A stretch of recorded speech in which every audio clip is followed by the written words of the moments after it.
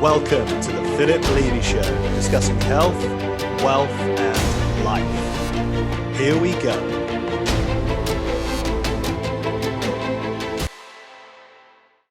What's happening? Oh man, a lot. Yeah, day one. Congratulations. Oh, thanks, dude. Yeah. I know a lot has been happening because you got married yesterday, but anything else? Not that you can't really trump that, but like, what else is going on? Oh man, not much. Just kind of decompressing from all of that.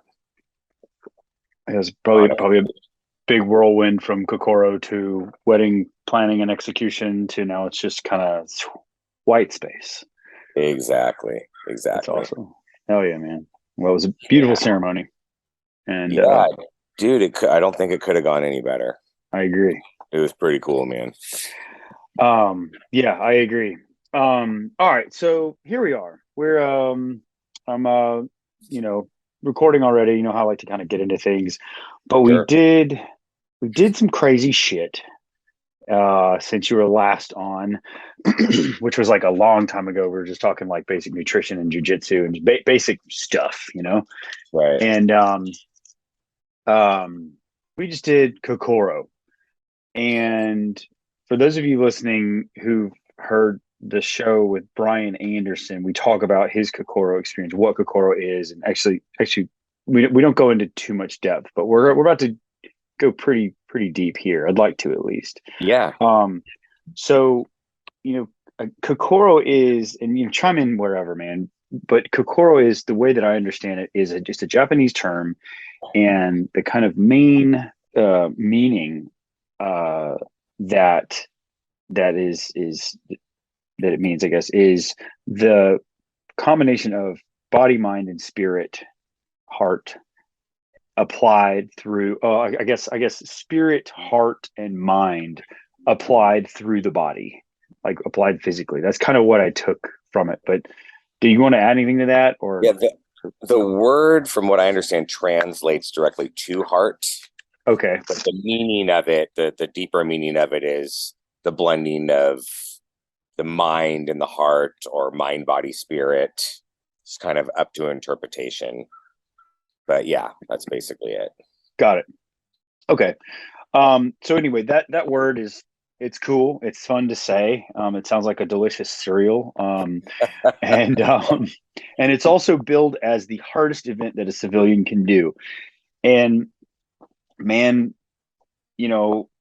why don't we just start with like how, it's my fault that we did it, but it's also your fault for actually signing up, because once you signed up, I knew I had to sign up. And that was 6 months ago now. That was like late April, something five like that. Yeah. So, let's, before we get into like what it is, everybody listening, it's the hardest shit you can do as a civilian. I agree with that, hands down. I've done some shit, and it takes so long that, I agree. But it's interesting. You can actually speak to it because you've done Go Rucks and Spartan races. You've done all these crazy endurance events. You've done triathlons. I personally have never done any of it. I literally was just like a dude who likes to work out, who went straight into a 52-hour gnarly Navy SEAL. Like, I had nothing to compare it to. Yeah. Well, it's hard. It's the hardest thing you can do. The name lives up to its reputation. Yeah. So anyway, how did we get involved in this, Ryan? I know you've told the story a bunch of times, but I think it's worth laying down on wax. Yeah, I honestly, man, I don't know what like triggered me or where the thought came from. I don't know if you believe in divine intervention or whatever, but like I just randomly had a thought one morning about Navy SEAL Hell Week, and like I wonder if that's something I could hack. I'd like to consider myself a good athlete and strong-minded and spiritual and all of that. And so it just occurred to me, and that's when I approached you randomly. It was just like, hey dude, I wonder if there's this out there. Your response was, oh, there is. It's called Kokoro.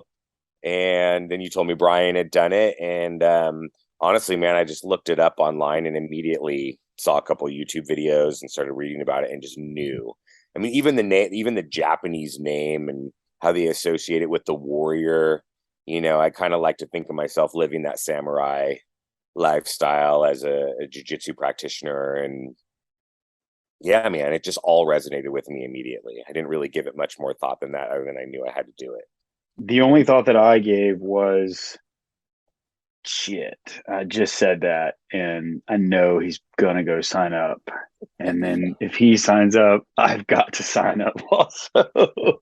Because I couldn't let you just go and do it and experience it without being there myself. And God damn, what a great experience though, right? I mean, Oh, dude, yeah.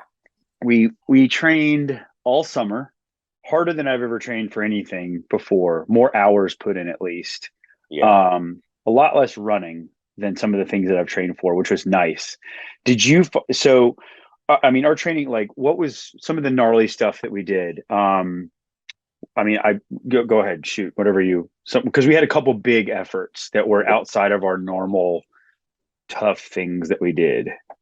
Well, yeah, we did the 10 miles up in Berkeley Hills, all with heavy rucks and weapons and With no equipment. ruck for me, I Your forgot my makeshift, backpack. your That's makeshift right. barbell. Stupid Philip That forgets his was pretty, backpack. that was pretty gnarly, dude. That's right. We did that. That was 10 miles with 80 pounds of gear on. Yeah. And then what else? We did our night ruck for 7.6, 8 hours. Yeah. Went all night long. Well, and we both worked out that morning. So That's I right. think we had both been, we did like stayed awake for 24 hours. Right. I did the Murph that morning, and you did whatever workout you did, and then we stayed up all day and then hiked all night. That was that one honestly was pretty rough for me, believe it Why? or not. Why was it? Why? I just didn't want to be out there. It was more mental than anything. Yeah. And at that point, I hadn't really fully adapted to carrying that much weight on my back. My back just hurt. It was just, yeah, I didn't like it. I remember it being kind of a rough night, man. I just wanted it to be Okay. over. I had a hard time staying present. Did you find that some of the feelings you experienced that night were mirrored during Kokoro, during the actual event? No, really. No, I mean, I can be really honest with you. I've been reflecting on this whole thing. At no point did I just not, did I feel like I didn't want to be there. At no point did I go into any really, I was able to just stay really present and just kind of get through all of it. That's Like, great. yeah, I am like I told you before, my darkest moment was in like the first 10 minutes. That's when I kind of, it was kind of a shock to my system. And then I was just fine. Like after that, it was just like a matter of doing the work and pushing through. See, But that's yeah, why when we were, sorry, go ahead. No, go ahead. I was just gonna say, like all the physical output of it all didn't really like bother me in any way. Yeah. What surprised me was like when we were initially told to drop in that parking lot, and it was like a gravel torn up lot, and it was hot, and those hot rocks were digging into the palm. My palms and my hands still hurt, man. Really? Like I went to the gym yesterday morning and was doing like a basic chest press on a machine, and my hands are killing me still. Really? But wow. Yeah, dude, my hands got really chewed up. And so like that's the one thing I didn't account for. Yeah. Oh, we're going to be in lean and rest plank position on gravel and rocks with fire ants everywhere the entire weekend. The fire ants got to me a little bit. I was able to kind of dodge them, but what it's really interesting that you say that, because we're obviously two very different people, and I think that's something to be celebrated. But we're two, fuck it, we're tough guys. Like we both got through Kokoro, and we weren't like, I'm dying. Like we were just kind of like, all right, cool, what's next? So I will say that yes, we're tough guys, hooray! But beyond that, what we found individually that was very challenging we're almost polar opposites. Like as you know, and I'll go into more detail with this later, but I had a really dark time the first night because I lost sight of the moment, and I just kind of did the rule number one no of project yourself into the future and start to wonder how the hell you're going to make it 52 hours when it's only hour 16. But like, and you first night where you were like, I could go for ages. And that's, I was, very surprised when you told me that. I was like, all right. But more to that point, the first 10 minutes when we started, I was like, yes, clock's going, clock's ticking. Here we go. No, the gravel was not comfortable at all, but I was thinking to myself, I'm like, all right, like we're learning how they want us to, like we're getting new information. It's no longer speculation. It's this guy's in charge, that dude's second place. Don't call him sir, call him coach. And I'm learning how to play the game, I guess. So that's what I was excited about.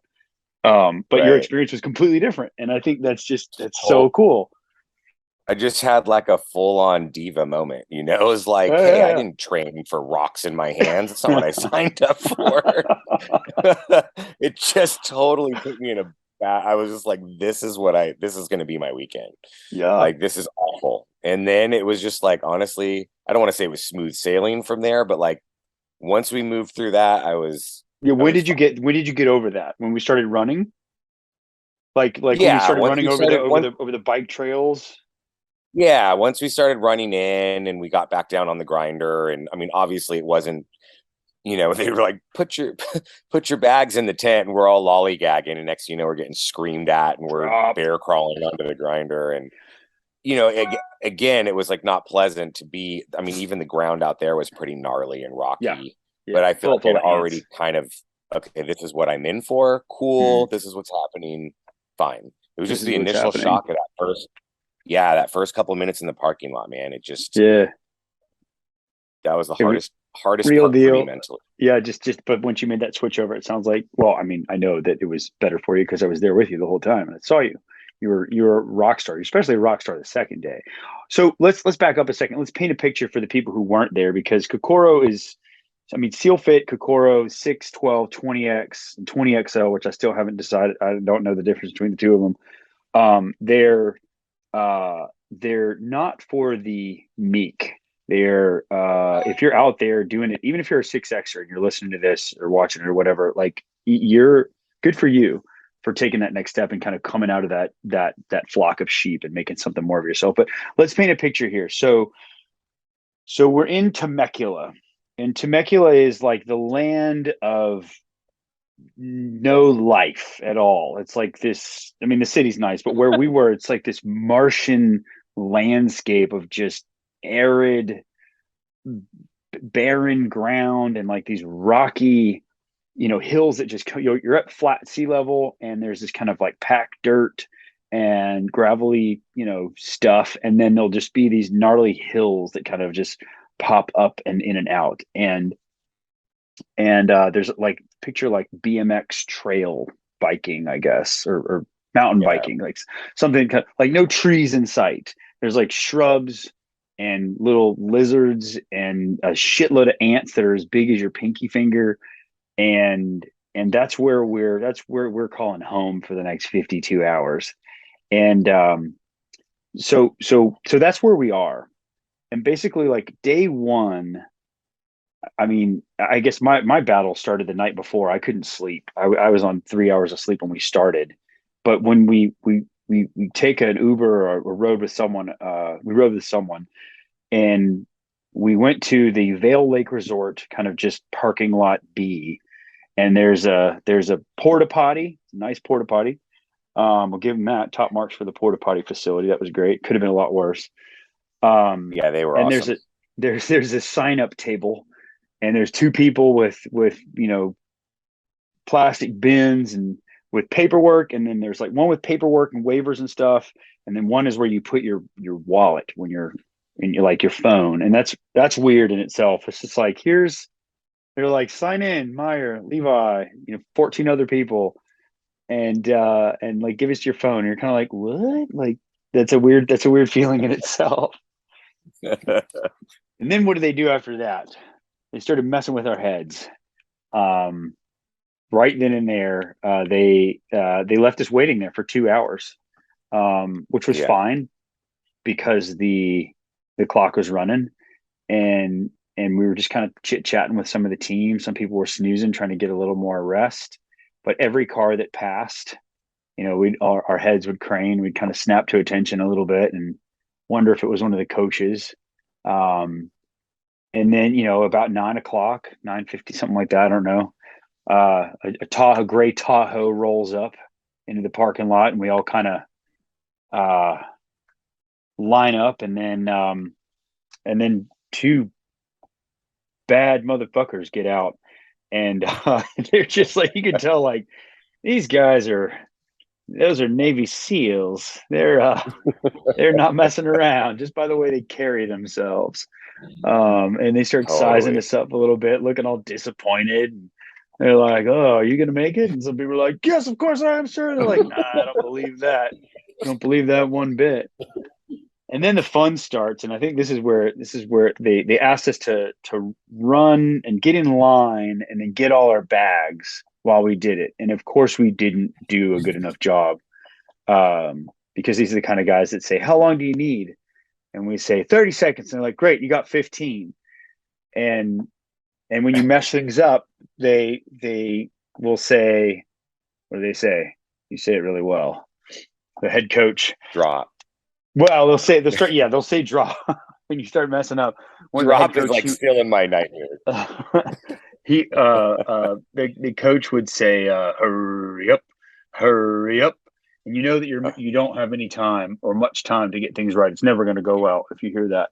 And then you hear this drop, and that was just the over the weekend. You thought you were doing a good job, and you hear drop, and someone is messing up. And then that's when your nightmare started. Me, I kind of knew it was coming. I was like, I just knew how they play that game of you're never good enough. And then, right. and then they mashed us up a little bit, did a few push-ups and told us we weren't good enough, and kind of got into our heads a little bit. And then take us to that next part. What happened? They jogged us around a bit. Because originally we were told that if we did whatever they asked us to do the right way, that they would drive all of our bags in. Remember? That's right. That's right. Then, of course, we didn't, so we had to run it all in. Right. Yeah. But you had a backpack on. I had a backpack on. There was one guy who had there was a couple people that just had, like, airport luggage. And there was one guy who was having a pretty tough time with his airport luggage. And that was so we helped him out. Law. Yes. So we helped him out a bit.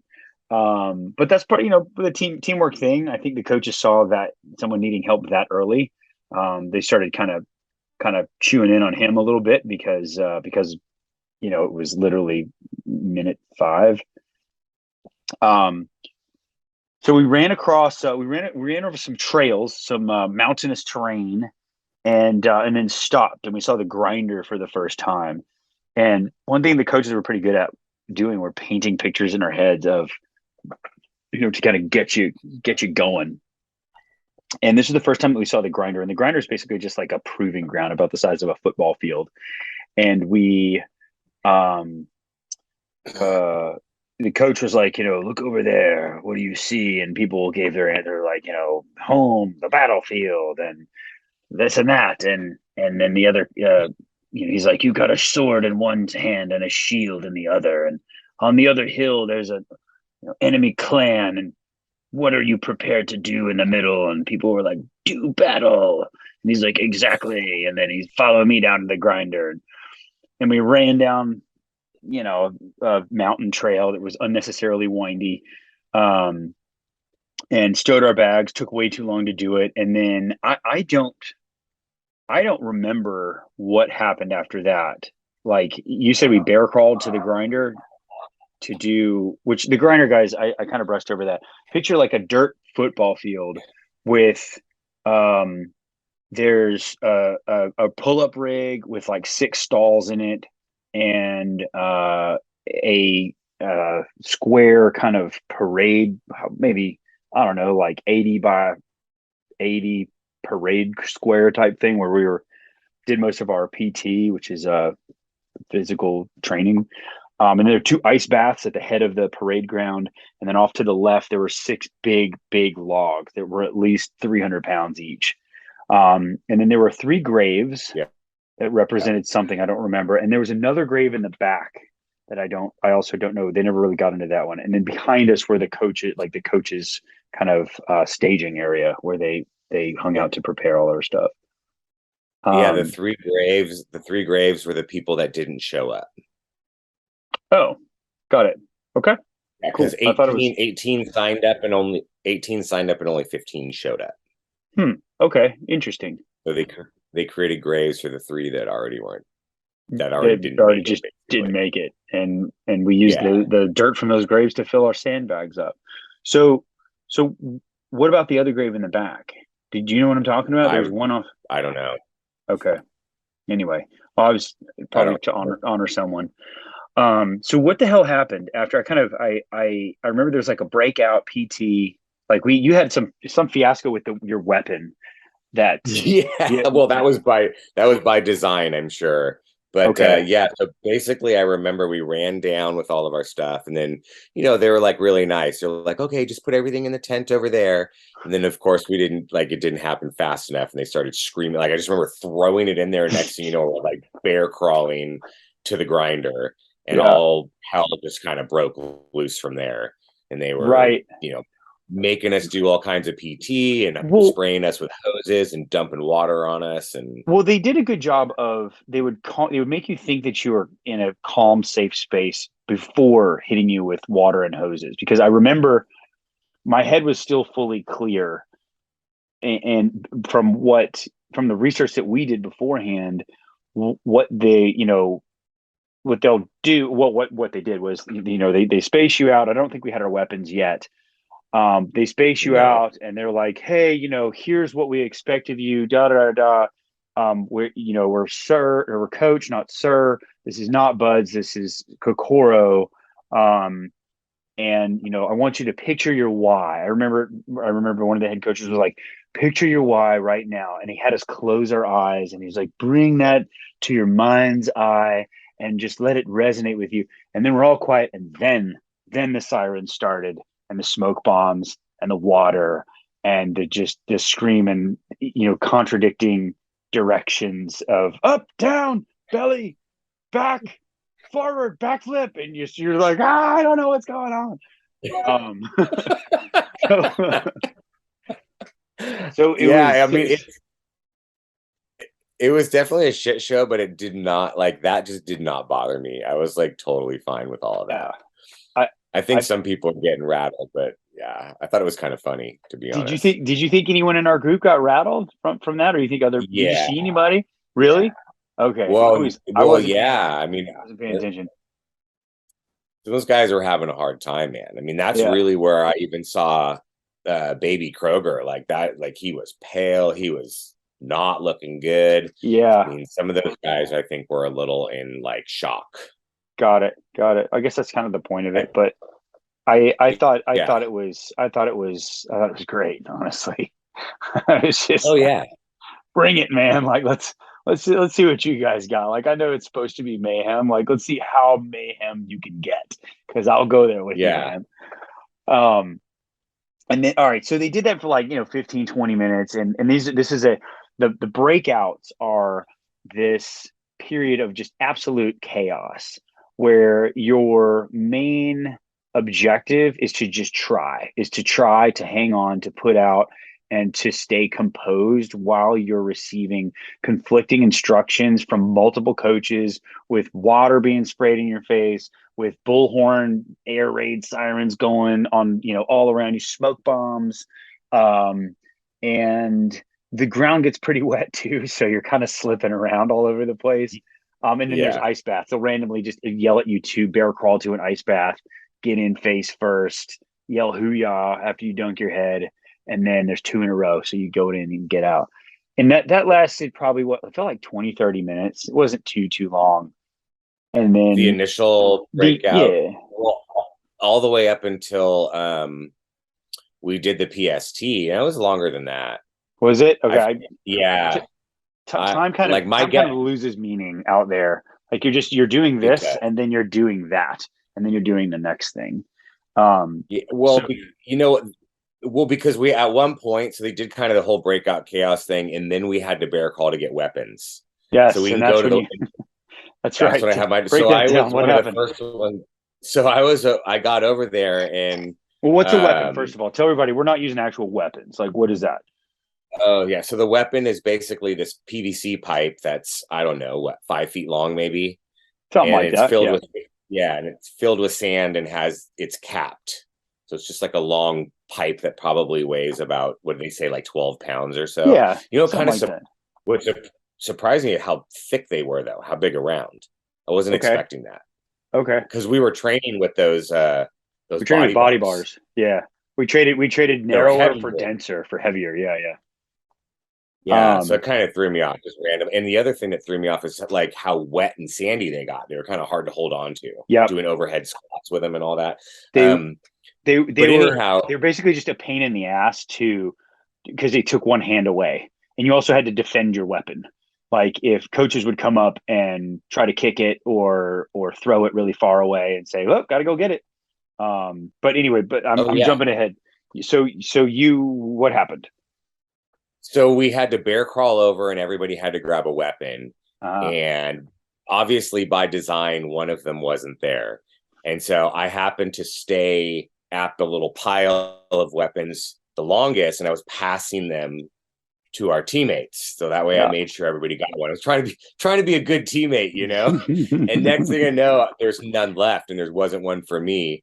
And Coach Rich was just right there and he's like, "Where's your weapon, Meyer?" I'm like, "Oh, I don't know, Coach. There isn't one left." He's like, "There isn't one left. Are you saying it's my fault? Did I not count properly?" And he's just all up in my shit.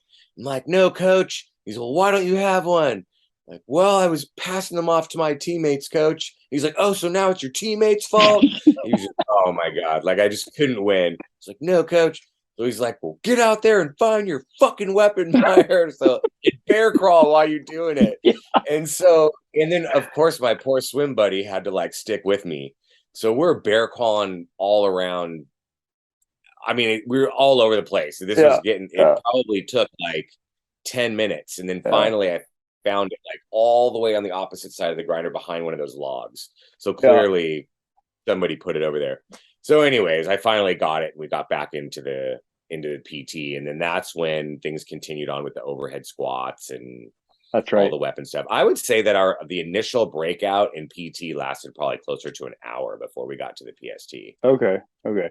Because But it was broken up because there was some instruction and there was right. like getting weapons and there was some talk. It wasn't just like nonstop, but Right. Yeah, it was until you we have a got simple task and you're never one thing that it really those guys are really good at is like you can argue till the cows come home, but if they want you to feel like you're wrong and they'll do it. They're just like, "Oh, it's my fault now." It's like, oh, no, so it's your fault. Well, not really, but well, so whose fault is it? It's somebody's fault. You're like, "All right, I'm sorry, it's my fault. Just what do you need me to do?" So that's one thing that we had to there were several rules that they broke out and they did this. It was simple stuff, but they did this. I really respected it because it was it was all about attention to detail, especially when you're under fatigue. One was the first big one was you had to be with a swim buddy at all times. And a swim buddy is just it's just somebody who's they're with you for safety and for I guess protection if you're actually like kind of out in it. But that was a harder rule to follow than I had surmised, I guess, because you just kind of you're like, "Oh, where's my water jug?" And you run 30 feet across the yard and there, someone yells at you, "Where's your swim buddy?" You're like, "Oh, sorry." Um, and yeah, buddy, hang on. I'm gonna get my little guy wants to come say hi. But what were some of the other rules, Ryan? That like, move with a purpose. well, I meant yeah, definitely move with a purpose, but like hands on hips. Oh yeah, yeah. So no hands in your pockets, no hands on your hips, no crossing your arms. And that was pretty big for some people. Like they only got you once, they only got me once, for that. But some of the folks were just hands on hips all day long, and we all got punished for that. So So we had to keep that in mind because we did rack up some penalties because of that. So let's see what else you were just going to say. One of the four what was the laws? The one was a move with a purpose. Don't It was attention to detail, move with a purpose, never violence of action. Oh, never leave somebody when violence of action was the other one. What's up, buddy? You gonna say hi? You want to charge it? Okay, cool. Uncle Ryan and I are talking about Kokoro. Do you want to say hi? Cool. Very talkative child. All right, so one of the big things for an event like this, like the big thing is keeping present, staying present. And I think the first big goal, or like get to the mini milestone, I guess, the first big goal. And the first big goal, I think I speak for both of us when I say this, was the PST. And yes, the PST is the physical standards test for the Navy SEALs. And it is, you want to break it down? Tell them what it is?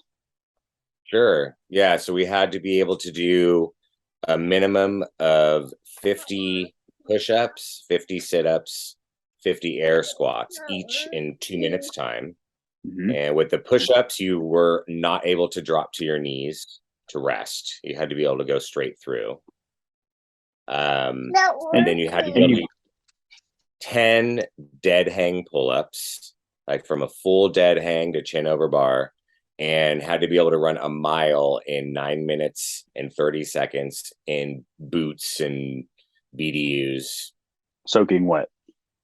Yeah, soaking wet. Pretty much. And that all sounds really easy, like sitting in a chair, dry, relatively rested. But this was probably 4 hours in, 3 or 4 hours in, I guess. A couple hours in, yeah. We had to be able to do it in they'd already worked us. We'd already been doing a bunch of push-ups and squats and all kinds of air crawls. I was a little nervous about the push-ups. I actually once we passed it, which we both did with flying colors. Not too many people didn't pass it, I don't think, not the push-ups, but once I looked down the line, you didn't see me, but I was like, yeah, good stuff. We got that one done. So anyway, I was a little worried about the whole fatigue state thing, but I actually felt like I was warmed up. Like by the time I got to do it all, I was cranking. Yeah, agreed. Yeah.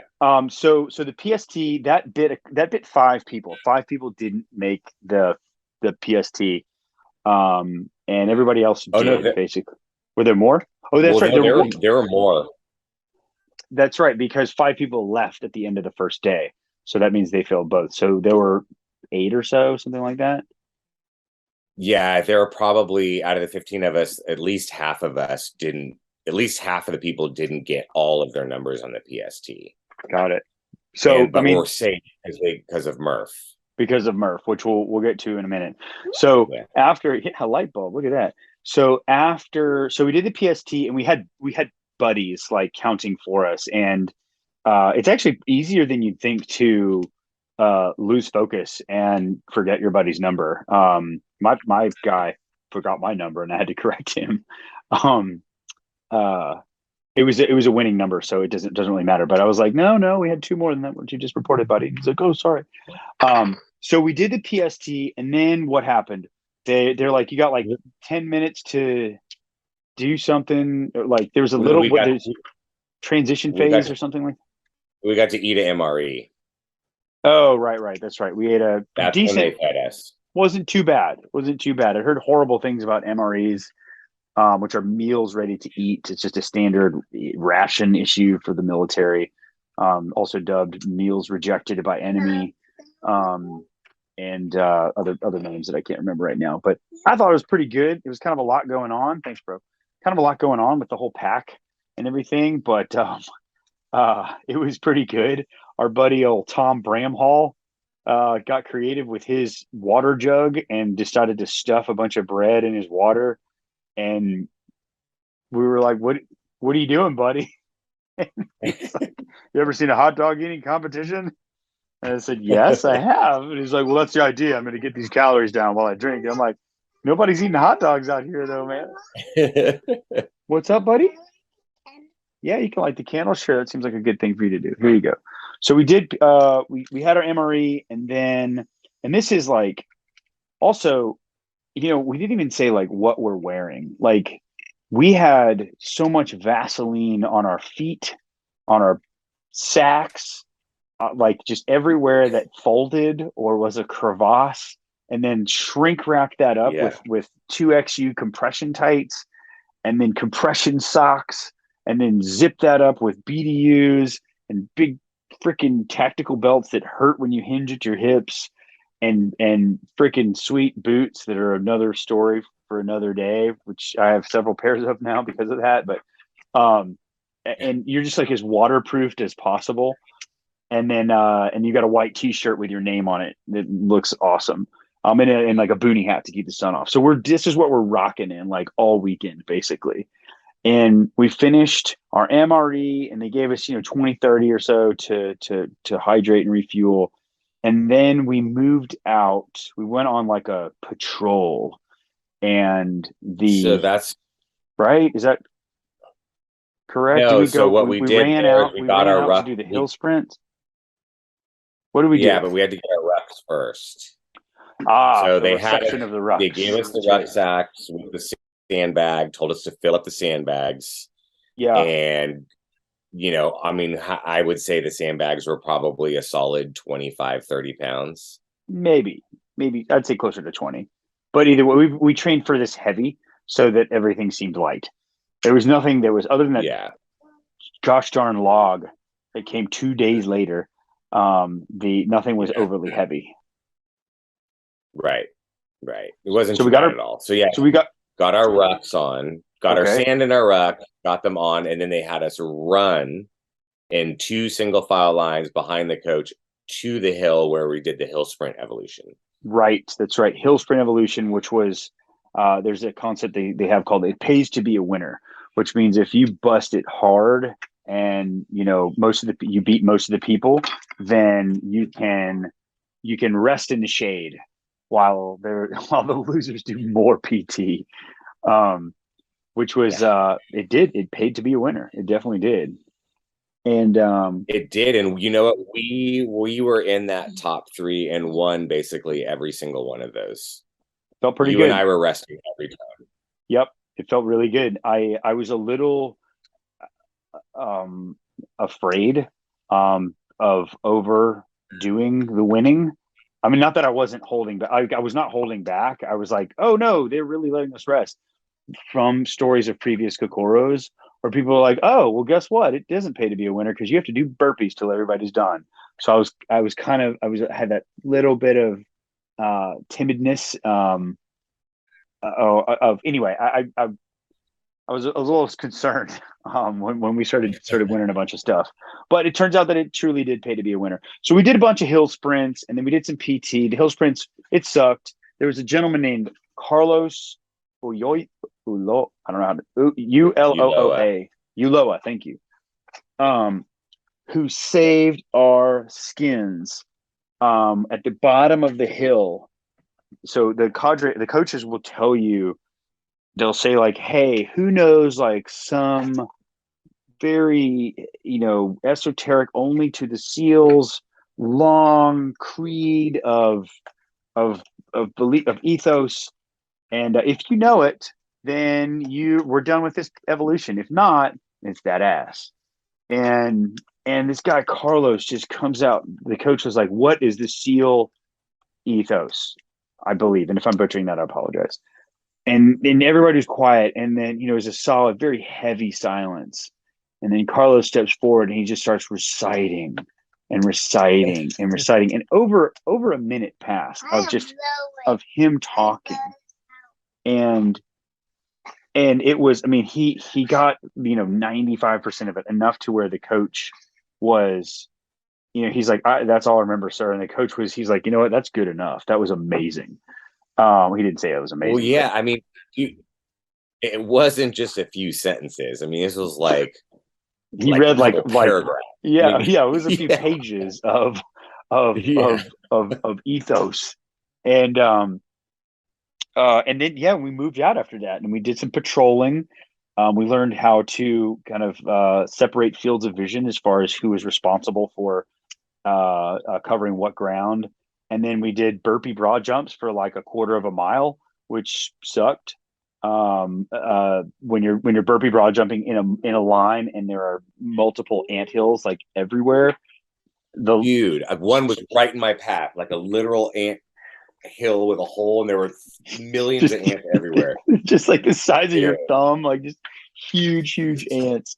We won that evolution, and then what do they made the poor guys that didn't make it? They just find this stuff.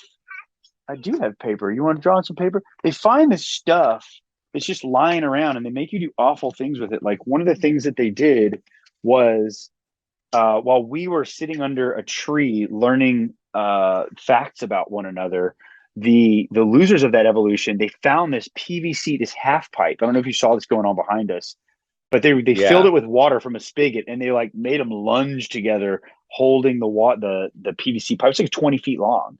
And these guys are just smoked from doing 400 meters of burpees. And they're like, guess what? Now you got to do this because you weren't fast enough. And it's just like, if you don't come out on top every time, like it's just going to be worse and worse and worse for you. But,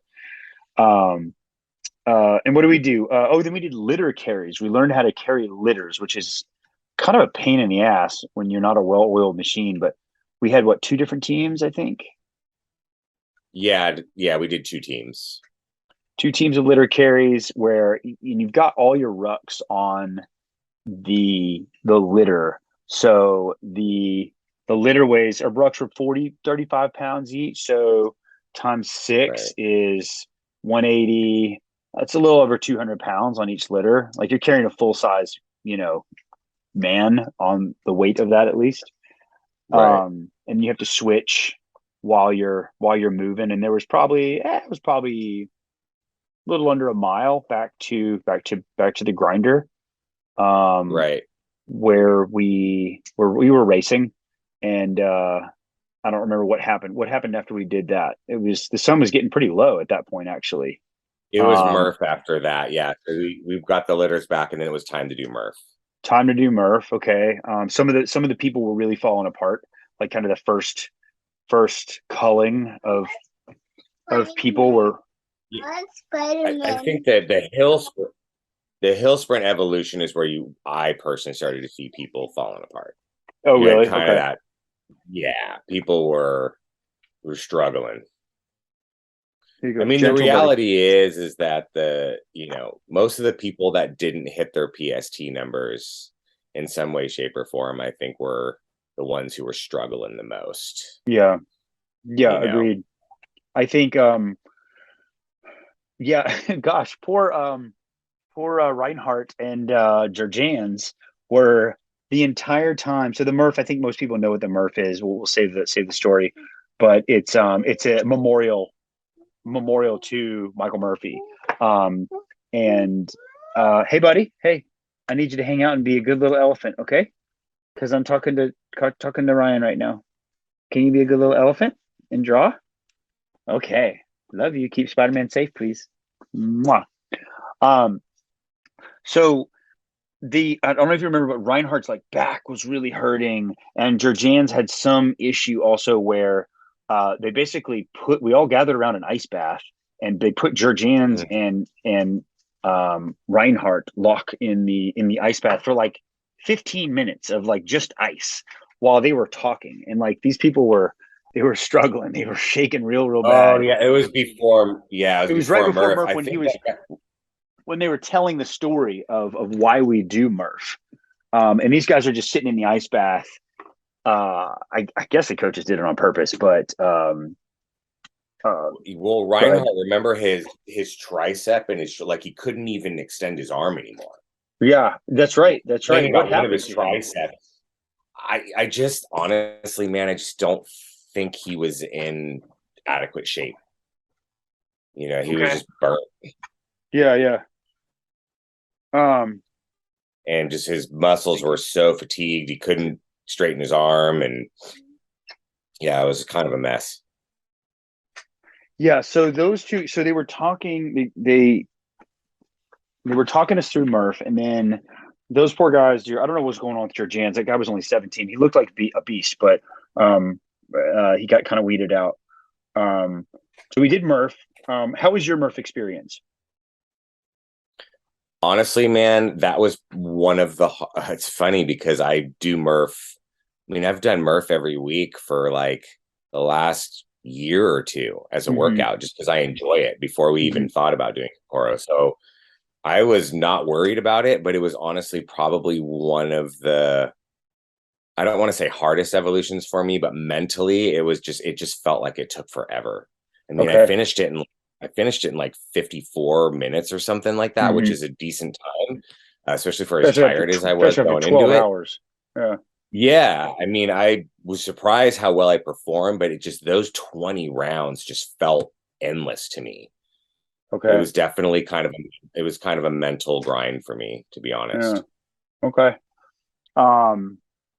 I see, that's another one. I felt the opposite. I rolled through it and I just felt pretty good. It became a meditative state for me. And that's just, one of the, but I hit pretty hard on my pull-ups, and I noticed you were not. And that probably sucked a lot of energy out.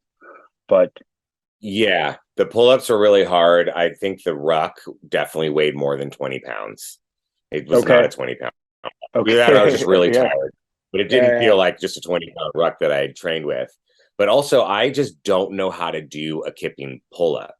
And I, like a couple of weeks before Kokoro, I like started looking up some tutorials on YouTube. And like, you know what, if I learn how to do this, because it's all technique based. Yeah. I was like, this will make my life a lot easier. And man, it just was not going well trying to learn it. And my shoulder started hurting. And I'm like, okay, I'm not going to try to reinvent the wheel a couple weeks before this event. I know that I'm strong enough to get through it. It's not going to be super efficient, but I can do it. Okay. So just don't, if it ain't broke, don't fix it. And was able to get through it. But if I could do a kipping pull-up, it would have been a lot easier. Yeah. You got through it flying colors. There was one guy, Bramhall, who was my swim buddy, who was just hurting. Do you want to tell that story? I feel like I've kind of told it a bunch of times, but I think you have a better perspective because you were there along his side the whole time. I was rooting from a distance. I was working with Yaloa trying to help get him through it. So Tom Bramhall, awesome guy. He came from North Carolina, and he sounded like he was just solid. Like he had a 24-hour workout that he did 3 times preparing for this. And I started second guessing my preparation. I was like, son of a bitch, I never did that. That was rough. And he and he was just dying on Murph. And so when I was finished, I came over and I started talking him through reps. And he basically had like, 9.5 minutes to make a mile. And he was just, when I say smoked, I mean, he was like 12-hour brisket smoked. And I started running with him, and he was just like, I'm not going to make it. Like, I can't, and just dies, falling apart. And so one of the things that I was telling him was like, around the track, around the football field type, around the grinder, there were these 5 or 6 cones and like some hay bales and stuff like that. And I'm like, I said, Tom, your world beyond that hay bale does not exist. Just get to the hay bale, and then we'll talk. And then he got to the hay bale, and he got to the cones, and and we just repeated that. We had to take 5 laps. And he's kind of he's in a dark place basically. And I brought to mind his why, his son and his wife and his wanting to do this for so long. And we got just 2 laps left, and Coach Rob, the head coach, was he's like, you got 5 minutes to make these 2 laps. And he made it through the second lap, and he had 2:39 left. And I'm like, Tom, you need to give me 9 seconds. That's all I need is 9 seconds, or you're going home. You've been preparing for this 2 years. Your why, your family, you've got the strength as a man. 9 seconds. Let's go. And we did our hay bale to cone, to the next cone, to the next cone. And he just sprinted across the finish line. and we don't have, watches or anything on. So we're all kind of looking at the head coach, and, he doesn't give anything away. He's got his poker face on hardcore. And he's just like, you know, starts doing his like kind of proud of you frown, like through his beard. And he's like, Bramhall, you finished in that. The cap was 75 minutes. And he's like, you finished 74, 49, 45. And so he had made up the 9 seconds plus 15. And I'm sorry, well, I'm sorry, not plus 15, but he made it. 9 plus 6.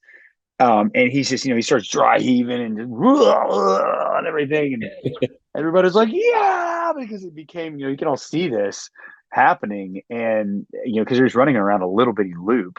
And all the guys that are finished or who are just still struggling are looking to him for strength. And it was a cool moment. It was a really cool moment because nobody, including me, I told Tom after this, I was like, Tom, man, now that you finished that, like, I'll tell you, I did not think you were going to make it, but you made it, brother, and you're still here. You don't have to go home. Yeah, dude, that moment, that was badass, dude. Like we were all stoked. We were all screaming and yelling. That was good. It was one of the first instances where I experienced drawing power from another person, drawing encouragement from another person. Agreed. And that was one of the powerful things about Kokoro is how that continued to happen several times. So the Murph closed down. We had to say goodbye to 5 people because they just didn't make it. And that was sad. But we're still in touch, and we wish them all the best, and I'm sure they'll come back and secure later on. We then had some dinner, delicious dinner, and fueled up, hopped in a van, ran to a van about a mile and a half to a van, and went to Mount effing Palomar, and just went for we hopped out of the van, and the coach was like, we're going to go for a little walk. And it's like 10:30 at night, and we just start walking, and we're just walking and walking and walking and talking and walking. And Jack Reacher of the group, massive, just strong as an ox, Tyler Goldman, his knees are just killing him. Goldsmith. And it turns into he needs our help. And this is the second instance where I personally was able to draw strength from helping someone else. And I thought that was very powerful because his need was taking away from my focus on my own darkness that I was experiencing. And that was another thing. Right. Hey, what if we didn't do that? What does that look like? What if we don't do that? One of the things that I was going through was I was starting to question what the hell I was even doing here, like at Kokoro on the mountain in the middle of the night. And I had to really dig deep into my why, which is this guy right here. Yeah, you want Boba Fett? All right, cool. Let me give you this version of Boba Fett because he's out of the box. I'll find him in a minute. Is he? Cool. I had no idea that you were struggling on the mountain. I didn't tell anyone. That's why. I told Tyler when he asked. But other than that, it was a rough night for Phil. I was not having a good time. Here, you can play with this one. There you go, buddy. But yeah, I mean, I figure like what good is it going to do anybody if I start whining about things, and of course I got in trouble for not telling anyone because the coaches just find a way to get you in trouble for anything. But I was able to work out of that by talking to the medic, and he told me that all the hallucinations I was seeing were completely normal, and I was stuck on till morning, and sure enough, the DMT drip in my head turned to dream stuff, turned to serotonin, and everything was just fine. Yeah, you were having a great time. I talked to you. I'm like, how are you, man? You're like, ho, I'm fine. I could do this all day. Honestly, man, yeah, the Palomar hike was like probably the easiest evolution for me out of all of it. That's I was crazy. chilling. Like, no, I wasn't fatigued in any way. Like the ruck felt light. I was just like going for a walk. Yeah. Yeah. Yeah. The ruck never felt heavy for me. I got into hey, go see mommy.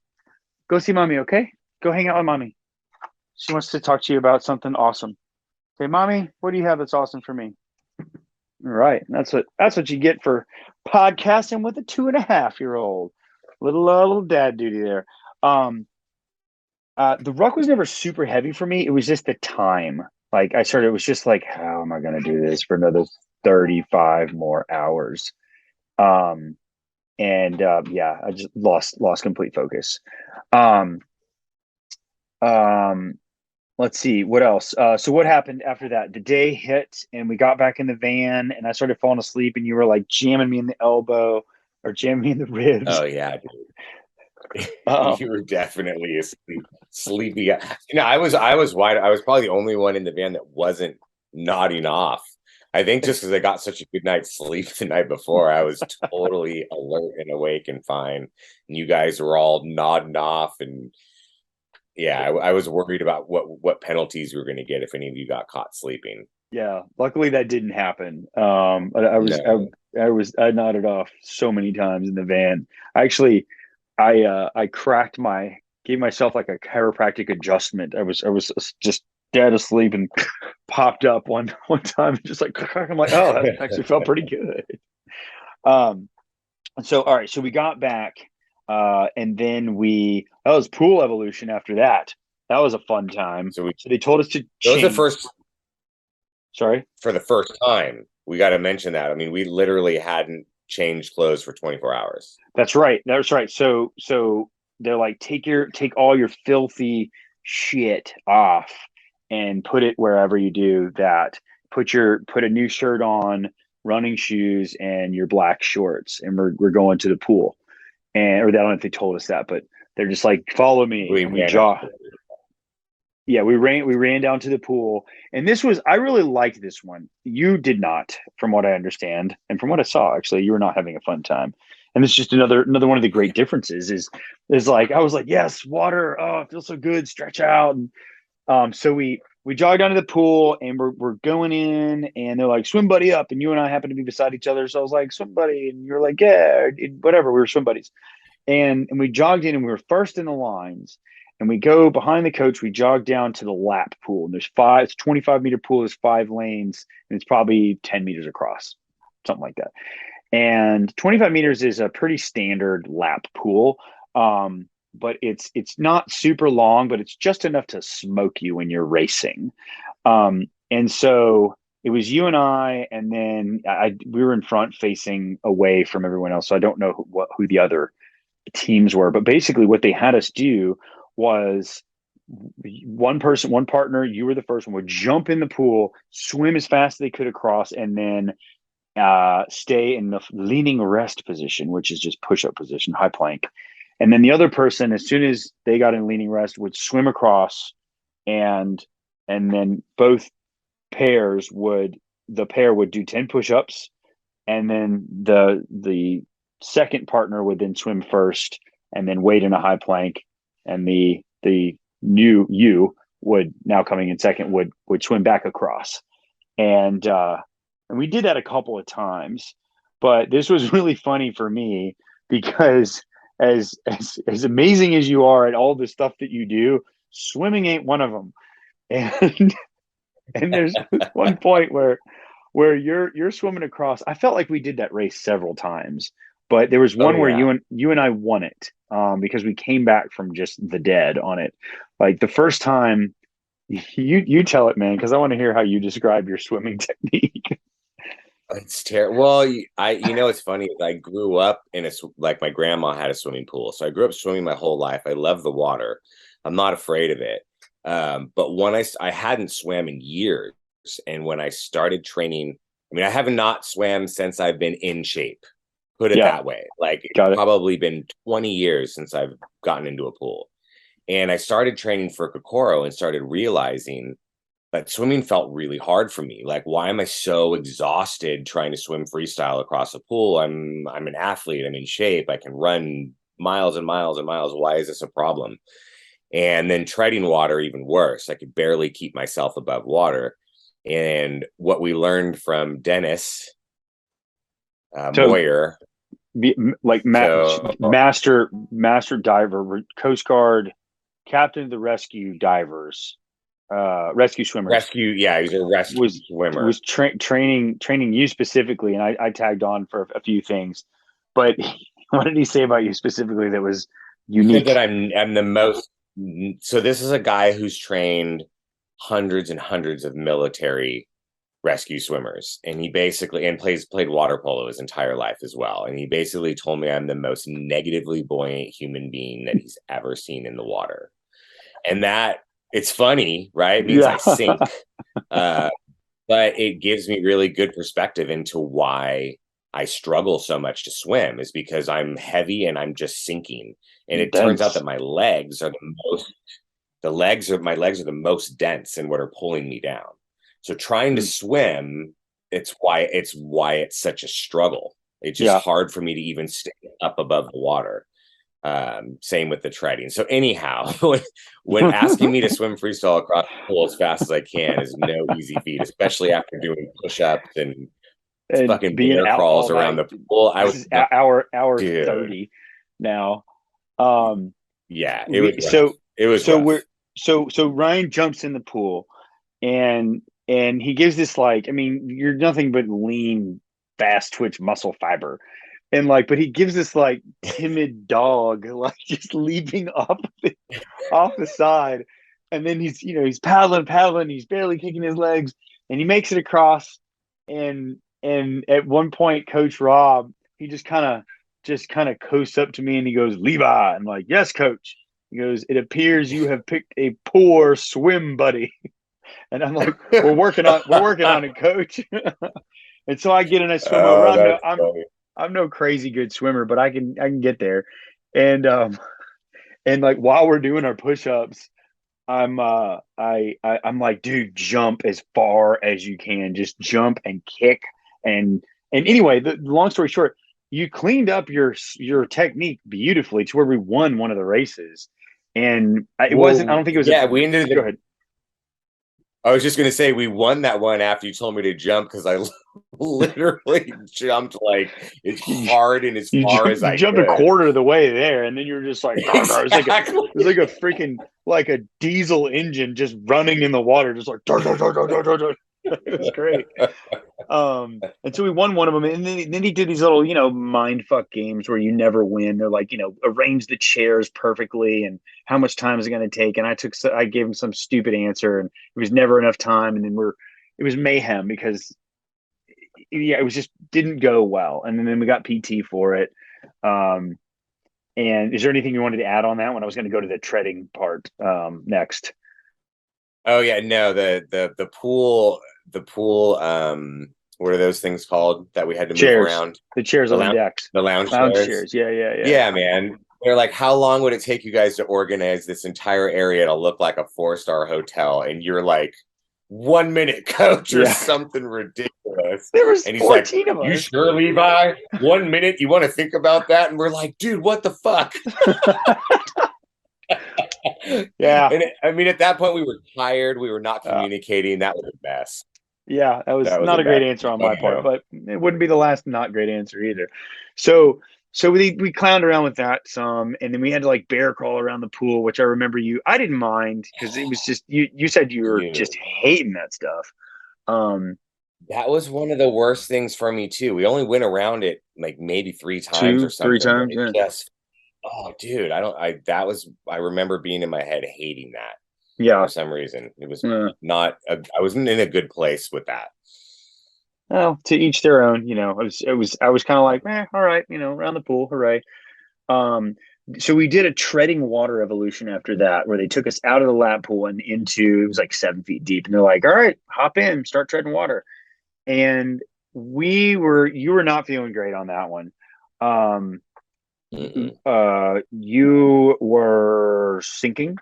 and there was another guy who was sinking, and some of the other guys who were stronger swimmers were helping the other sinkers.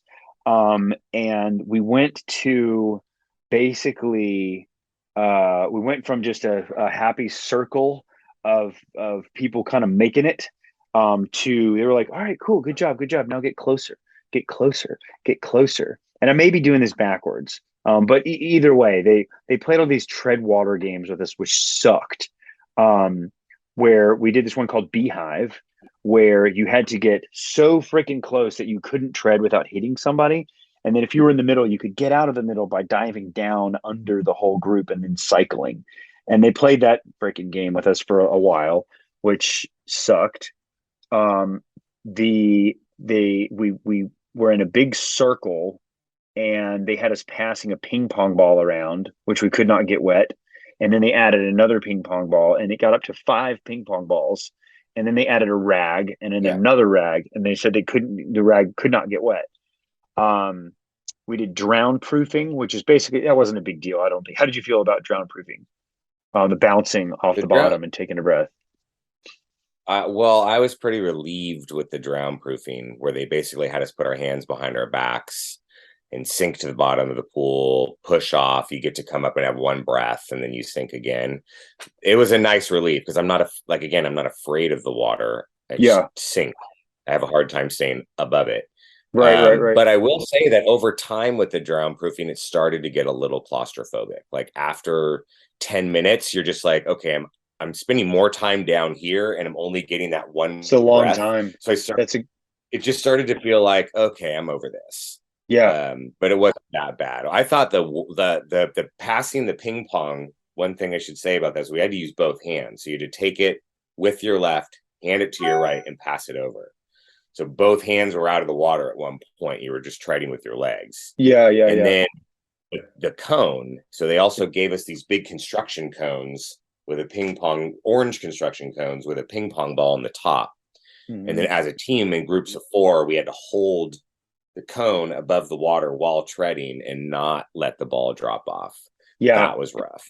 That was a part for me where I was kind of like, we found a pattern to survive pretty quickly where we count 5 strokes and then switch hands.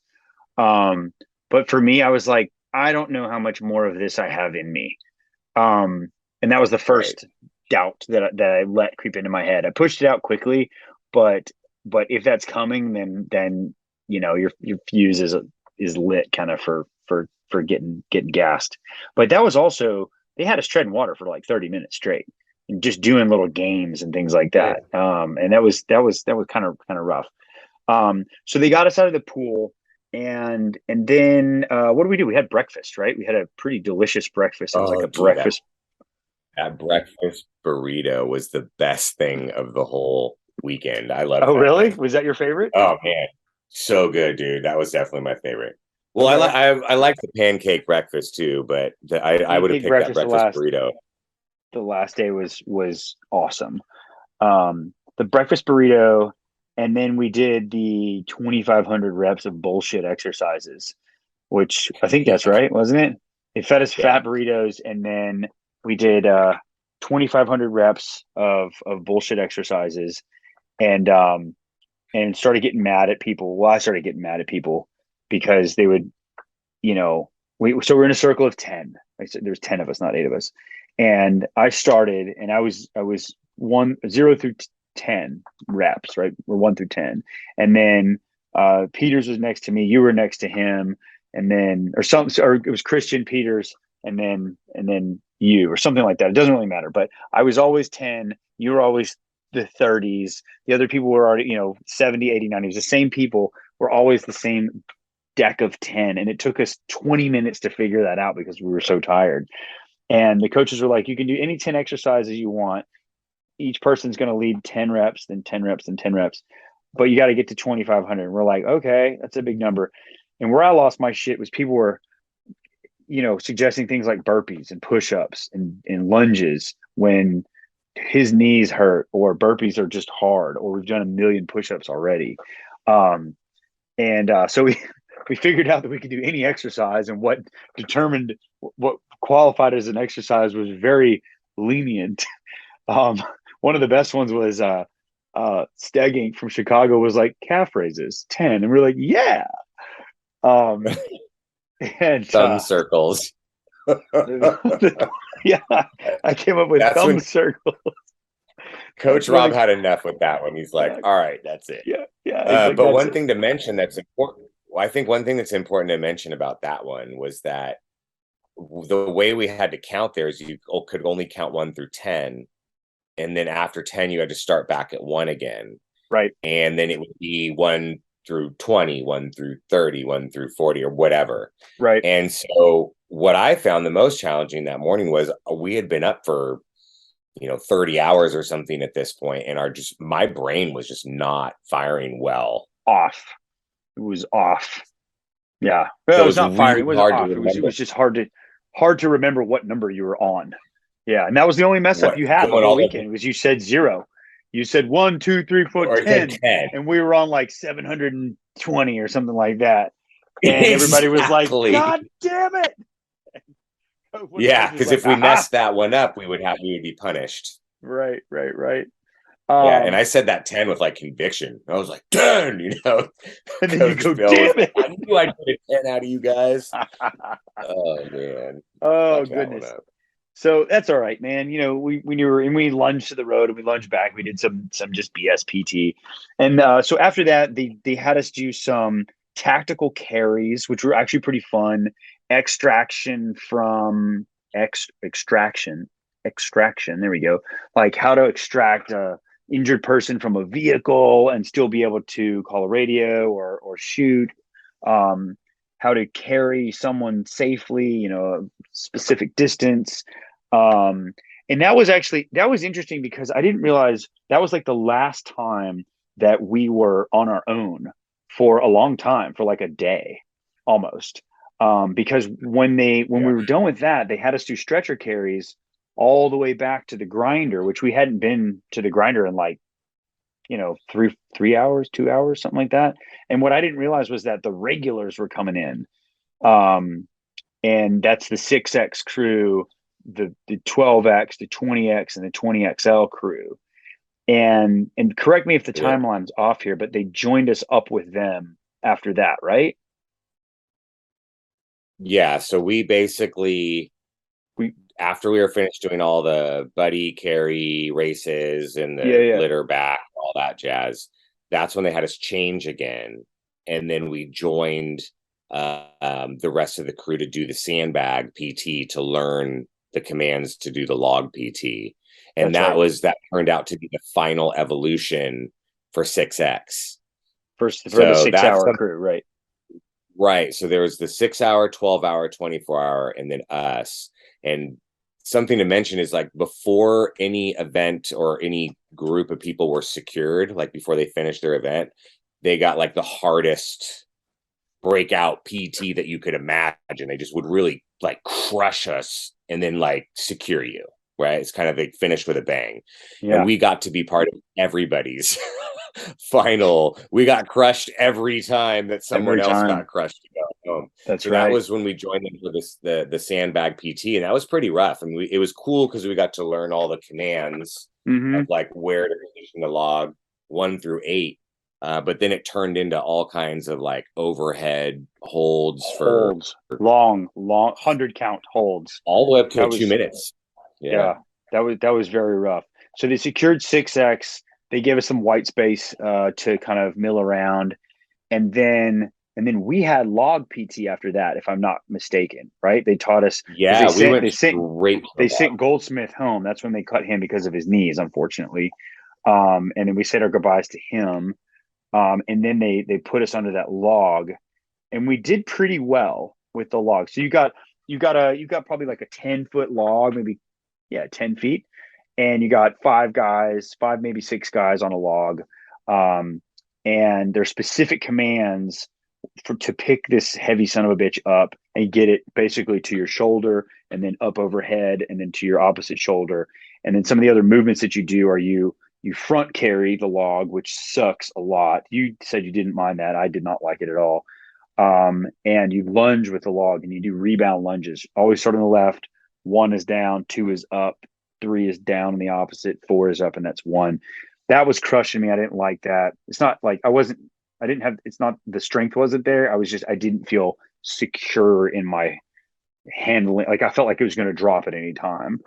Because I mean, the circumference of the log or the diameter's like 2 feet. Like it was maybe not 2 feet, but it was big. So we did like a log telephone PT. pole. I think it was bigger than a telephone pole. Next time you see a telephone pole, look at it and you'll be like, that's not as big as the log that we had above head. Promise you. So we did a log PT, and then we actually led a group, led the rest of the 12 and the 20Xers in teaching them how to do litter carries. If I'm not mistaken, am I skipping anything here? Yeah. Litter carries. Well, the thing with the log PT we should mention is that we had to do laps with it too. So not only did we have to do the PT with it, but we also had to carry it around the track. There was a track setup that we did our mile run on. It was 5 laps for a mile. Yeah. And we took that thing around the track like 4 times. See, I guess whenever we weren't front carrying, like I didn't mind the shoulder carries at all. Like this was solid. Right. Once we figured out how to move the log diagonally so we could all see and so our feet were all free to move, I didn't think that was that bad. Like I mentioned, just the front carry position that just sucked a lot. So we secured the log. That was fine. I didn't realize that we were going to have to do the log like 3 more times before we actually secured.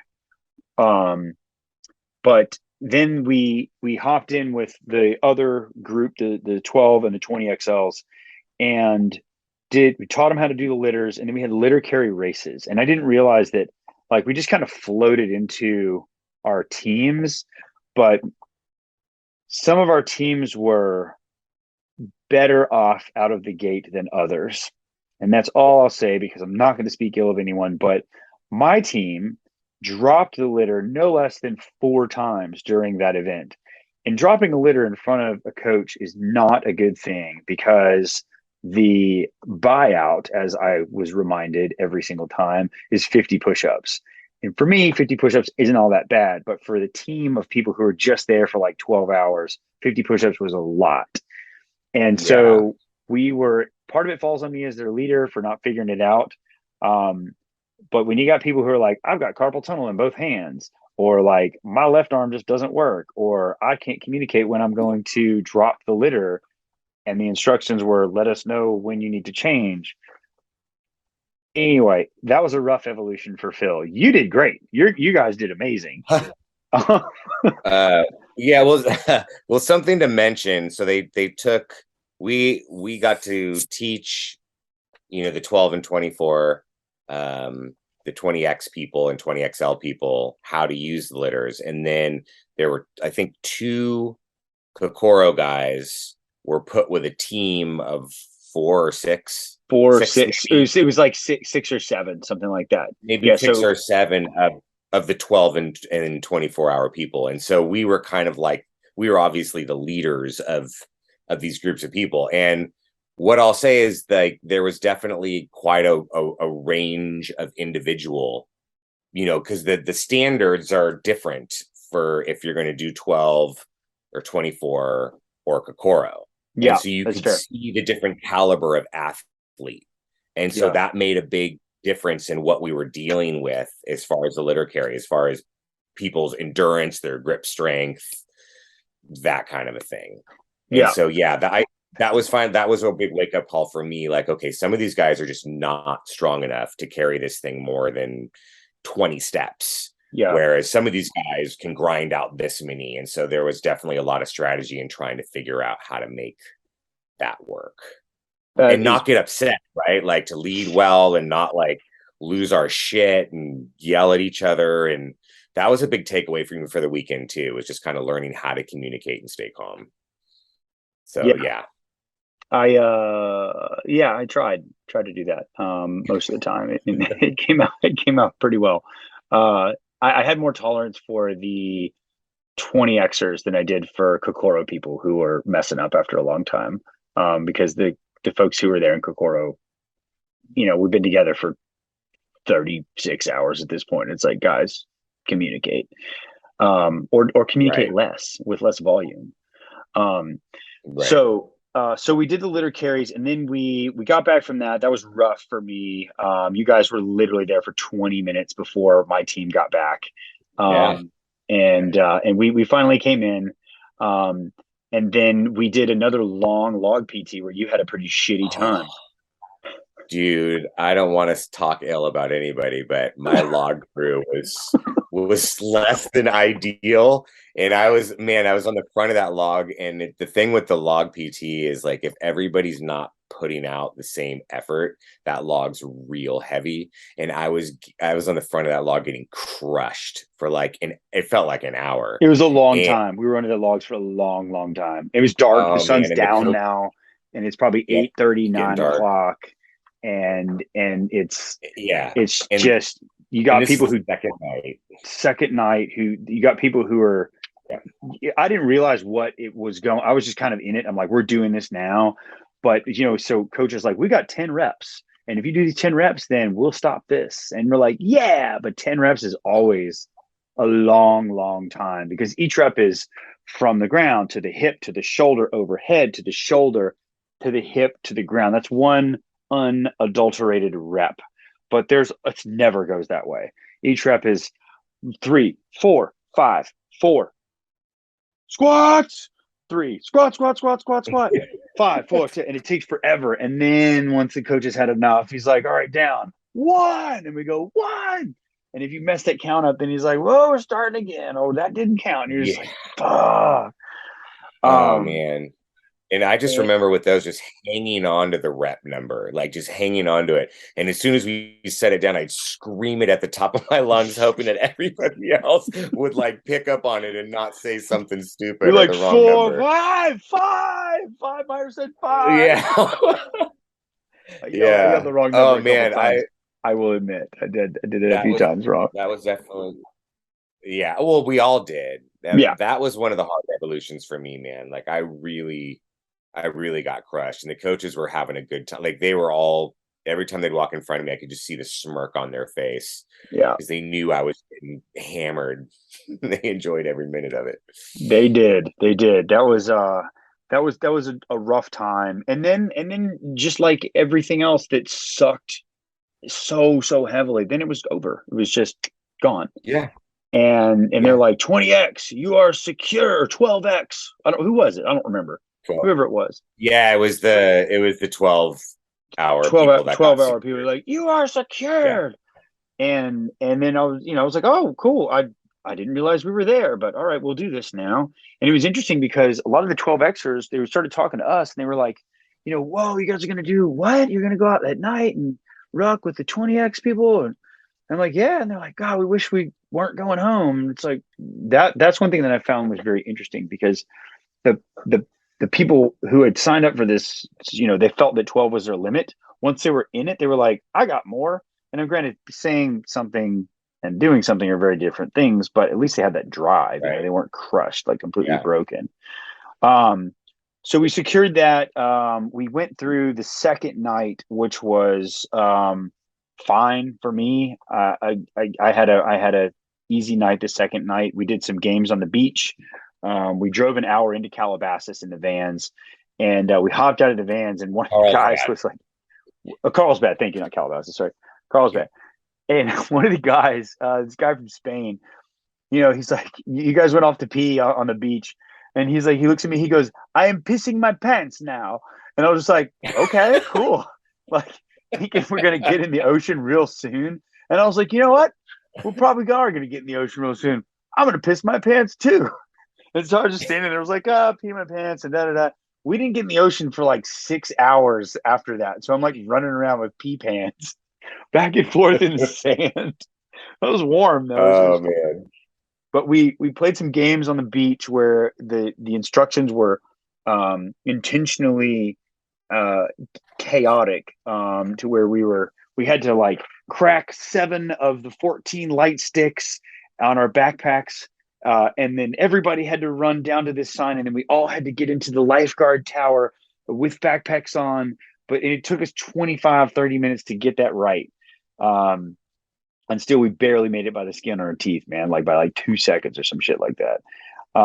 It was a silly game. It doesn't matter. Yeah, We don't need to go into details, but that what did evolution you, sucked. I why didn't did like you hate it? that. Why? Because we were sprinting in the soft sand, which is Okay. not fun. Yeah. And climbing that lifeguard tower, like I didn't have a lot left at that point. Like I Oh, just didn't really? have the strength to pull myself up that high and climb. And plus, the part of the towers, the lifeguard tower is high, and we weren't Yeah. allowed to use the ramp. I mean, it's literally, I was I don't know, 10 feet 8 off feet the up, ground. Yeah, it was 10 8, feet. 10 feet, Yeah, something like that. it was pretty sketchy. And the side, the corner that my little team of 4 or 5 or whatever we were Mm, was convening to didn't have those like it did didn't have not. anything to climb up on. It was literally like a dead hang. And so I just some of the younger, like stronger 24-hour guys that hadn't been there long, I was like, man, you guys need to lift me up. Oh, I yeah. cannot pull myself up here. Yeah, I was just way too fatigued. Got it. Way Got too it. fatigued. Well, So we that got one was through it. hard for me. We got Okay. through That it. one was, I got frustrated with one of the guys because the instructions were not being read clearly and they were not being interpreted clearly. And we were not getting our shit together as a team. But that was the idea behind that one. And Yeah. that was something that I identified with like, oh, okay, it's supposed to be confusing. Like, let's try it this way. If it doesn't work, then we'll try it another way. We'll probably be getting wet because you're supposed to mess up. But we got our shit together and we did it after like 5 or 6 tries. Um, Yeah, we figured it out. and then let's see. So I was hallucinating pretty rough on that night also. Not as bad as the first night. Like I wasn't seeing like vintage cars and chandeliers and chalets and things like that. But um I saw a bunch of birds in the sky that were not there, like flocks of bats or flying things, and the coach's head was animated as if it were like a pencil drawing as he was giving instructions. Um, and because I knew what was going on, I thought that was just hilarious, just listening to him, and I was just kind of just tripping away there, just okay, buddy, you are a cartoon right now. But a lot of that night was just walking, like was just walking around. Um, through on the beach and on the roads. Yeah. And I mean, you had some hallucinations and some rocks, I think, earlier Yeah, on. walking across the big bolt, like they were like those smooth boulders Yeah. of rock, which is weird. I've never experienced anything like that on a beach. But yeah, that was tripping me out. Every time I would step down, it looked like they were like a bathwater drain spiral. Oh, Every wow. step looked like they were spiraling and my feet were going to sink into like a drain hole or a sinkhole. Oh, And wow. then I was seeing like faces in the rocks, and it was tripping me out, man. And I've had a couple of the coaches telling me several times I needed to like pick up my pace because they wanted us like 6 feet apart in the single file line. And I was just at one point I was like, I am tripping out right now. Got a little laugh out of it. So I was definitely tripping with that. Otherwise I was fine. I mean, I felt a little spacey. I definitely was feeling this sleep deprivation more the second night and kind of seeing weird things that weren't there, kind of out of the corner of my eye, more peripheral stuff, not anything that was like insane. I saw it. See, I had the opposite. I would stare at something and then it would just, there would be something there in front of me. I wasn't catching out of the corner. Like I was seeing, uh, like it looked like the Santa Cruz boardwalk in the distance, like roller coaster's going, but it's like 2 a.m, so it's not going to be what I'm seeing. The surf at one point looked like a massive wave that was just really far away. That was just kind of freaking me out.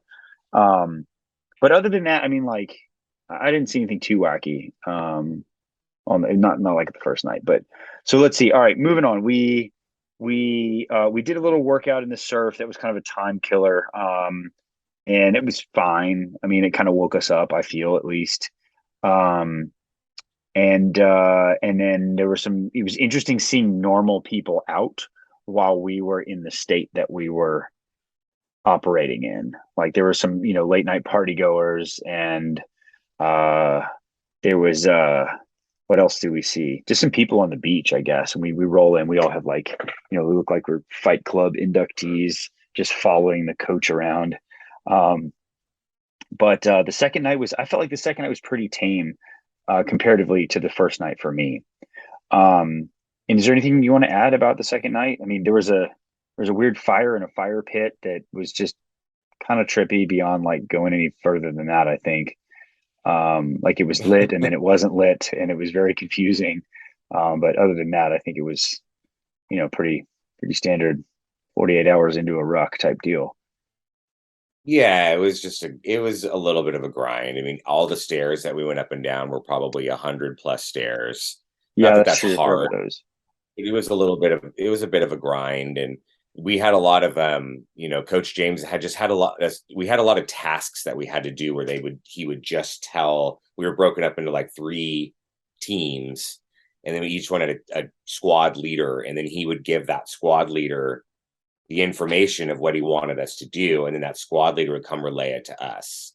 And what I just seem to remember is, first of all, did the squad leader even retain? Because we'd start asking questions, and he'd be like, I think this or I think that." 20, because the 24-hour people have been going since 6 a.m. We at this point were like 40 hours deep. I Yeah, was not firing all cylinders. I just yeah, remember being like, everything's confusing. yeah. Yes, this is what we're doing. And so there was a lot of that going on all night long, Yeah, like, huh, what? Just not firing on all cylinders. And it was a bit of a grind, but yeah. like you said, it wasn't anything that wasn't like, it wasn't too crazy. It wasn't too crazy. No, no, no. But that is important to know. That's one thing that I forgot about was the relaying of information um, from team leader to team to zombies. Um, Right. so all right, so basically, so we closed that one down. They did the old we thought we were leaving, and then we get in the van, and then we go and we surf torture, and it's like, oh, guess what, you you're not done. You're gonna go get in the surf. I had my boots off. I think you did too. And they're like, Yeah. guess what? You get to walk into the colder part of the ocean. Um, and how did that treat you? The surf torture was not bad. I mean, it was definitely colder where we went. Yeah, So I remember it feeling colder. I honestly think that we did pretty well with acclimating to the cold with our cold plunges, because some of those guys were shivering hard. yeah. I Some of those guys I were real miserable and cold, and I was fine. yeah, I felt the same way. I mean, the fact you and I built, well, we both, I know, right? We created cold plunges in one fashion or another for ourselves. That made us. I was honestly prepared for 9 hours of that. That's what I was afraid of the second night, and it turned out Yeah. to be just not so bad. So yeah. Okay. So okay, so let's move on. Because we're deep in it. We're coming up on the last. It's the last night. It's the last morning now, and what happened? We went back So and I want after the surf torture, I just want to say this, because we got yeah. back in the van to drive back, and the sun's coming up, and it Uh-huh. was like a 45-minute drive back. Yeah. That was probably one of the harder times for me, was the van ride back, believe it or not. Why? Not physically, just mentally, the sleep deprivation had hit full force, and Okay. that's when I was really starting to like hallucinate. I was looking out every time I'd look out of the window of the van. I was seeing all kinds of weird shit, like people in the cars next to us that weren't in them, and like in the back seats of cars. I thought I was like seeing some old lady looking at me, laughing or smiling, that wasn't there. Like in the hills, where I was seeing all these geometric patterns in the hill. Like it was freaking me out. It wasn't like I was on an acid trip. It was just like, I knew I didn't like it.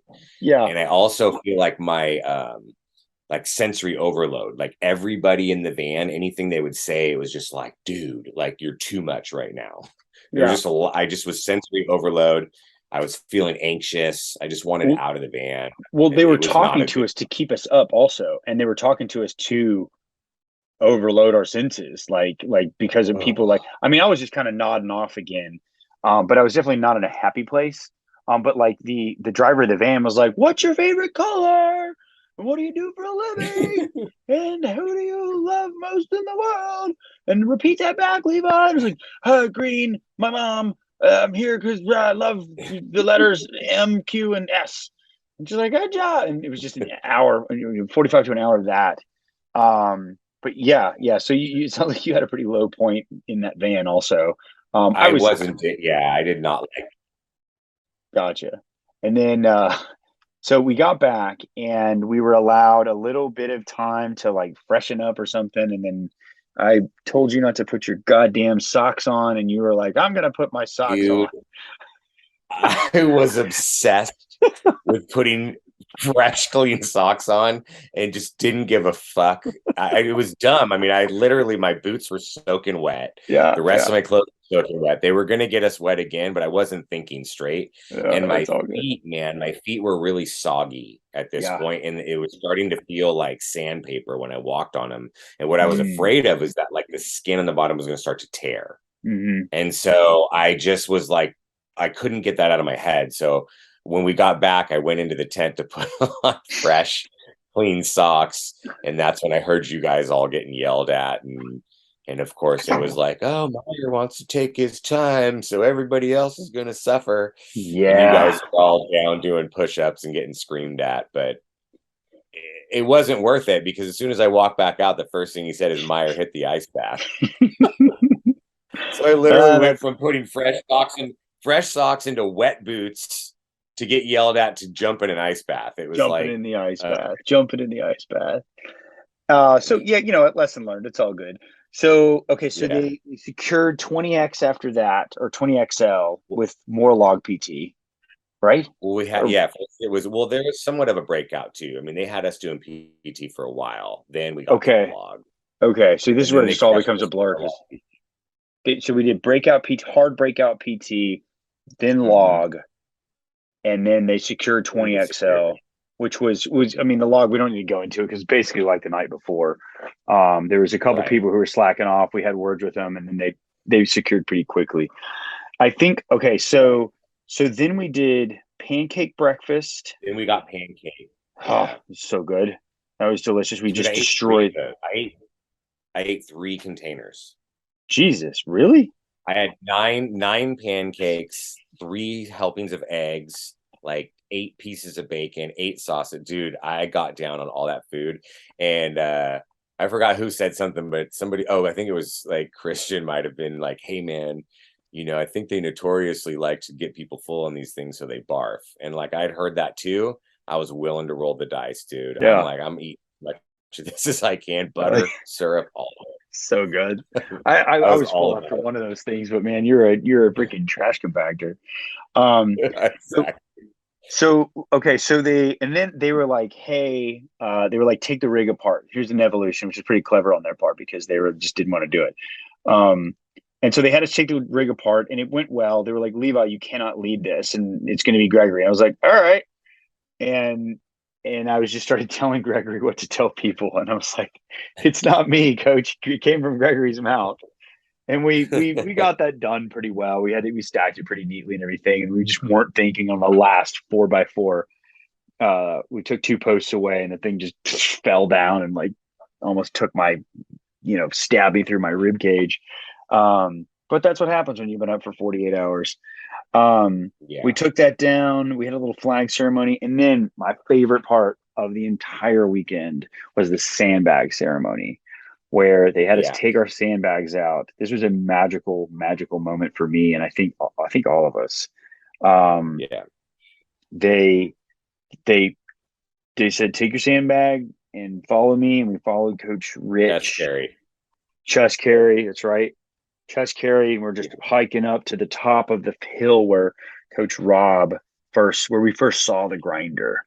And we're looking back on it, and where the sun was in the sky, you knew the end was somewhere in sight, somewhere very near. And for me, what did it was Rich was really good at drumming up emotion. He's talking about, the things that you've done in the past and the things that were done to you and why you're here. And you've worked so hard to come to this point, and whatever that sandbag is, let it be the weight on your body. Feel it. and let it, let it just press onto you. And man, I started thinking about my whys, my dad, my son, wife, my family, my, own personal limitations. Man, I just started just tearing up. And I was like, part of me, I was like, fuck it. I've been through so much with these guys. Like, I don't care if they see me cry. Like, I need this. This is what I've been after. And he just, kept going with the speech of just why, and then the weight of your burden. And then they said, put the sandbag down. And what we're going to do is put a little cut in it and then pick it back up. And, and he's, hold it to your chest. And when you're ready, just dump that sand out and leave it here on this hill. And at that point, the tears are streaming down my face. And I have no reservation about that because it was really powerful for me. And when it was really a moment of levity for me, of not levity, but lightness for me, when Coach Rich said, now circle up and look into the eyes of your brothers across the way. And I opened my eyes and like everybody was crying, man. All y'all were teary eyed. And it made me feel so much better. And it was great. I mean, how did you feel in that moment? Oh, really good. I mean, I had several emotional moments through the whole experience, to be honest with you. But yeah, that was a big one for me. I mean, within the first 30 seconds, I was like crying for sure. Yeah. I honestly, a lot of it came from, I think I discovered more about myself training for this event than anything. Like, I unpacked a lot of shit through the Really? through the whole training aspect. All kinds of stuff, my own like self-worth issues and where I'm confident in myself and not, and what's important to me, and wanting to spend more time with my family, and like a lot of it, because I just felt so isolated through training for this thing. Yeah. And I also felt so insecure about whether I'd be able to finish and if I was even capable. And hearing all my clients and friends and now my wife saying, dude, you're going to crush it. Like, what do you mean? Like, if anybody can do it, I know you can do it. And I'm thinking to myself, man, like, why does everybody feel this way except for myself? So I just started, like, I'm not going to go on and on and on Right. here, No, but I I, just I was know going exactly on what you mean. a I know lot. exactly what you mean. Like, it was the whole experience with Kokoro was for me was I felt like we were very prepared, you and I were, for maybe Yeah. even more so than we needed to be. Um, and that obviously paid off. But I think having this event be something that we've earned and not only completed, but I thought we busted that shit. Um, For sure. it kind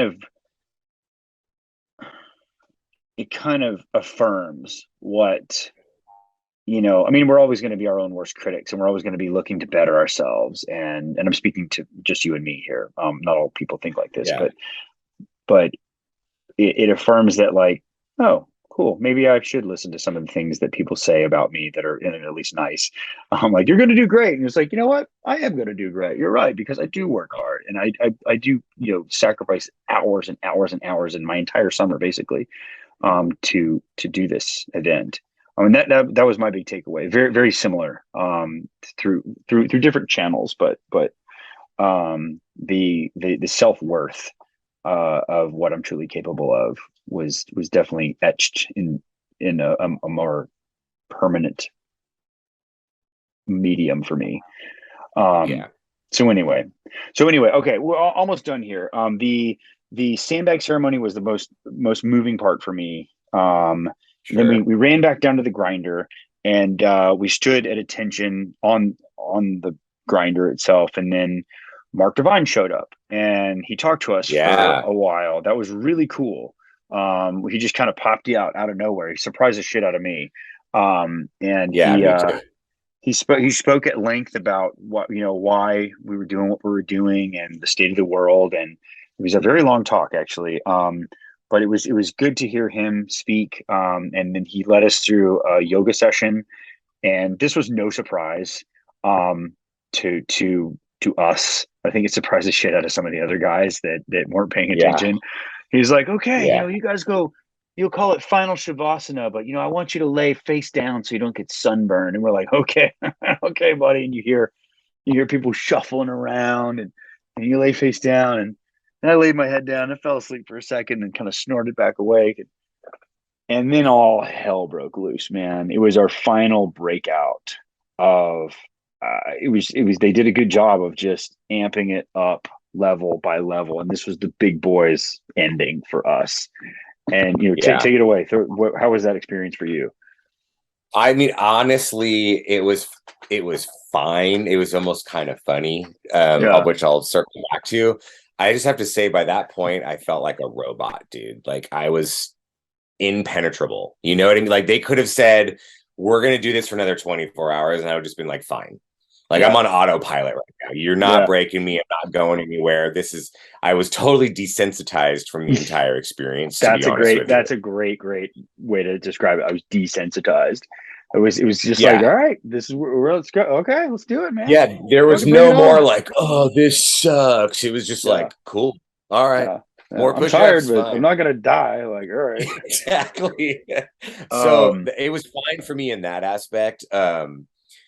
It was kind of funny because of all the conflicting commands that they tell you. And I just remember that I remember clearly, right. The ground is like soaking muddy wet, and Rich is on the bullhorn, like belly, back, belly, up, down. And I'm just like a total shit show, sliding and rolling. And I could tell he wanted to laugh. I think at this point, like the coaches totally love you, but they're there to like hold you to a standard. At that point, we had so much of a relationship with them, and like I could just feel that they were having a good time watching us all just be a shit show.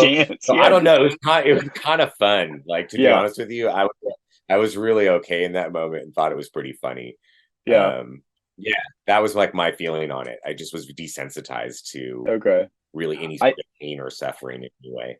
I feel the same way with that. The one thing that got me was when they finished the log PT.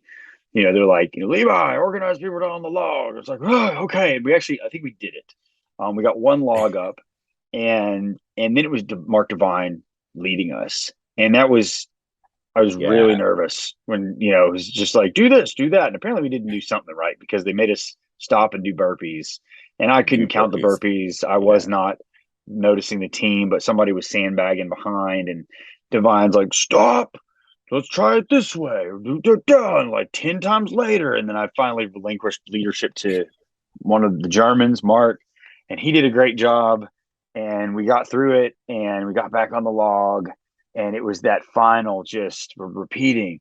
They start going, Kokoro, and we go, Kokoro, and they go, hoo-yah, hoo-yah. Fucking the hoo-yah from up here at the top of your chest will not cut it. You have to do it. I lost my voice for a week yelling hoo-yah so much. Yeah. And then finally, Kokoro 60 secured. And we're just, man, I yelled. I was happy. I remember seeing the video of you because you're in the front of the log. You're just like, oh, dude. Yeah, just a huge weight of relief. Yeah. It was amazing. And then, it was over, and we started to swell up, and we drove back to the hotels. We, coordinated some rides, said our goodbyes, ordered some pizzas, and slept for 16 hours pretty much. And that was, you want to add anything to that? That was how it ended. It was just like that. And it was gone. It was over. It was, it was, before we knew it seemed to go by in a flash at that point.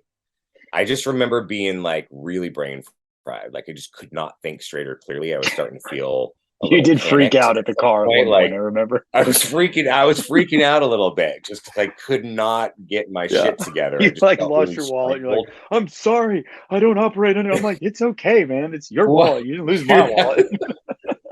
Yeah, I was definitely like tripping out in that aspect. But yeah, man, it was just over before I knew it. It definitely hit my system really hard. I don't know if you want to talk about how you felt afterwards, but like, yeah, let's give it a couple minutes. Might as well. When I made the decision to drive one of the other teammates' cars back to our hotel, and I started to kind of nod a bit when I was driving, but we made it back safely. And then I just everything started to shut down once I was in a safe space, and like My body was close to a bed, and I showered. I was clean, and I was just kind of like, okay, I'm feeling the fatigue comes on pretty quickly. And that Did you was it. swell up at all? My face swole up a little bit. My lower lip swole up heavily. My cheeks, I had a chipmunk thing going on, but not to the extent as what you're about to share. Man, I had like full body edema. So my face, like my eyes had huge bags. Like I could see it when I got back to take a shower, looked in the mirror. I was like, whoa, I look like shit. And my whole like belly and abdomen was swollen, and my legs and my feet really bad. And luckily, it didn't really get too out of control until Tuesday, believe it or not, because we secured on Sunday, spent the night, and we went to the airport on Monday. And I mean, I was swollen up on Monday. I had compression socks on up to my knees and sandals. Was definitely swollen. Yeah. But man, Tuesday morning, like we got home Monday. Tuesday morning, I swelled so bad that I could barely walk. Like I literally just, my feet were like purple and looked like balloons. Oh, And wow. I started developing. Oh yeah, I mean it was kind of sketchy. Like, and I had this weird rash all over my feet, but it was pretty sketchy, man. Like my nervous system was shot, and I still don't feel 100%. I worked out for the first time on Saturday, this past Saturday, and that was like I could still feel the fatigue. I got through like 5 exercises, 5 rounds, got through it. Ran 8 miles on Sunday, which like it felt good, but it crushed me for the rest of the day. Yeah. And then yesterday morning, I decided to go to the gym before getting married. Yeah. And that was really rough. I mean, I couldn't run. My gym's a mile away, exactly a mile. And it took me 11 minutes and 15 seconds to run a mile. To get there. That's not fast for you. So I'm still definitely not anywhere near full capacity, although the swelling has gone away. That's one thing. Well, you looked great in your suit yesterday at your wedding. I mean, your feet didn't look like they were huge or anything. Maybe they were. No, I'm back to normal. I'm back to normal on that front, but just the fatigue factor in the body is just still very apparent. I found that I'm pretty well there. I mean, I guess as much as I'm going to be, but I had my first kind of hard workout with a buddy today, and it was just a kind of a longer effort. Like basically, before Kokoro, it would have been like, cake, no big deal. I feel. Let me tell you what we did. We did Ninja Turtle crawls, 45-pound plates on our back, 40 yards down, pushing 40 yards back, 20 box jumps holding a 16-pound ball, and then ran around the block with plates above our heads. Did that 3 times. And that's, I mean, normally I had 5 written down, but I was just like, delete 3, not going to do 5. And then we did 3 sets of sumo deadlift high pull by 20 and 20 sandball squats at 70 pounds. And like, that was sufficient. That was enough.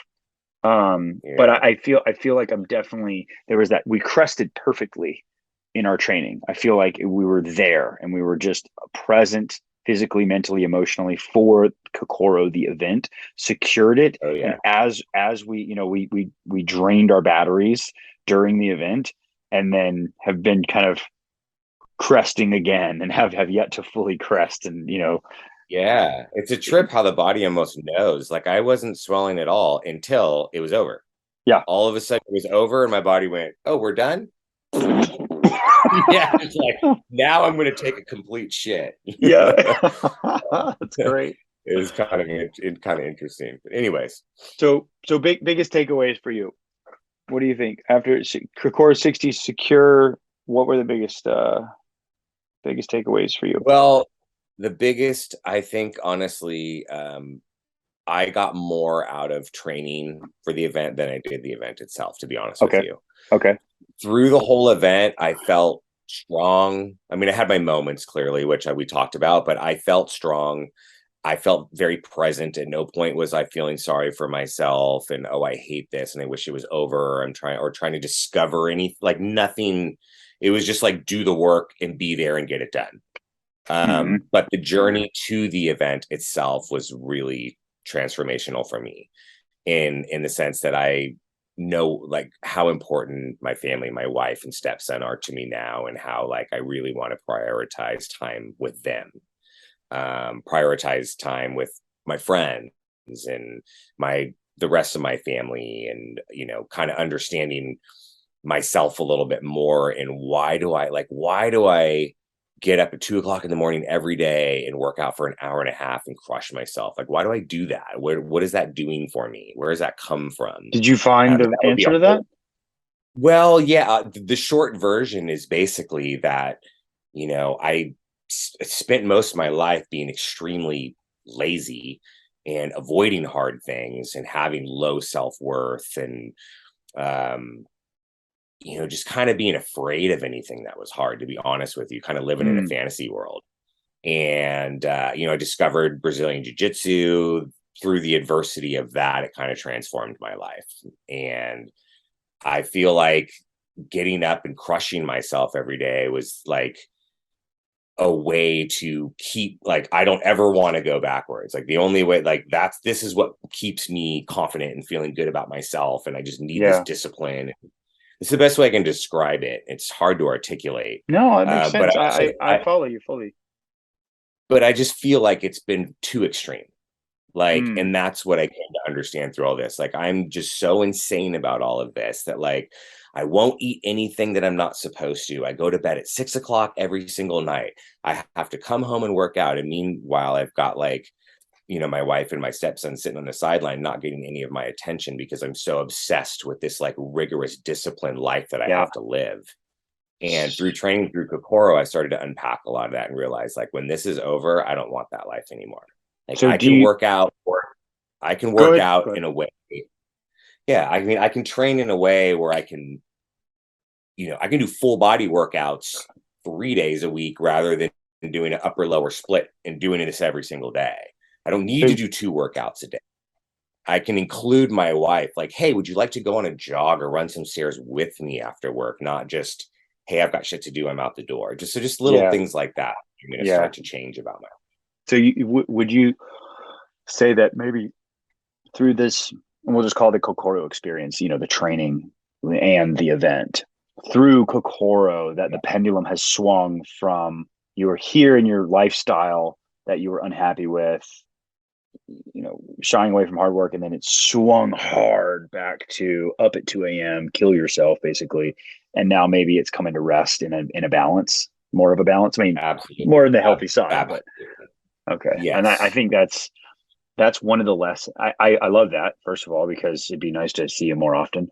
But I think that I wasn't quite sure.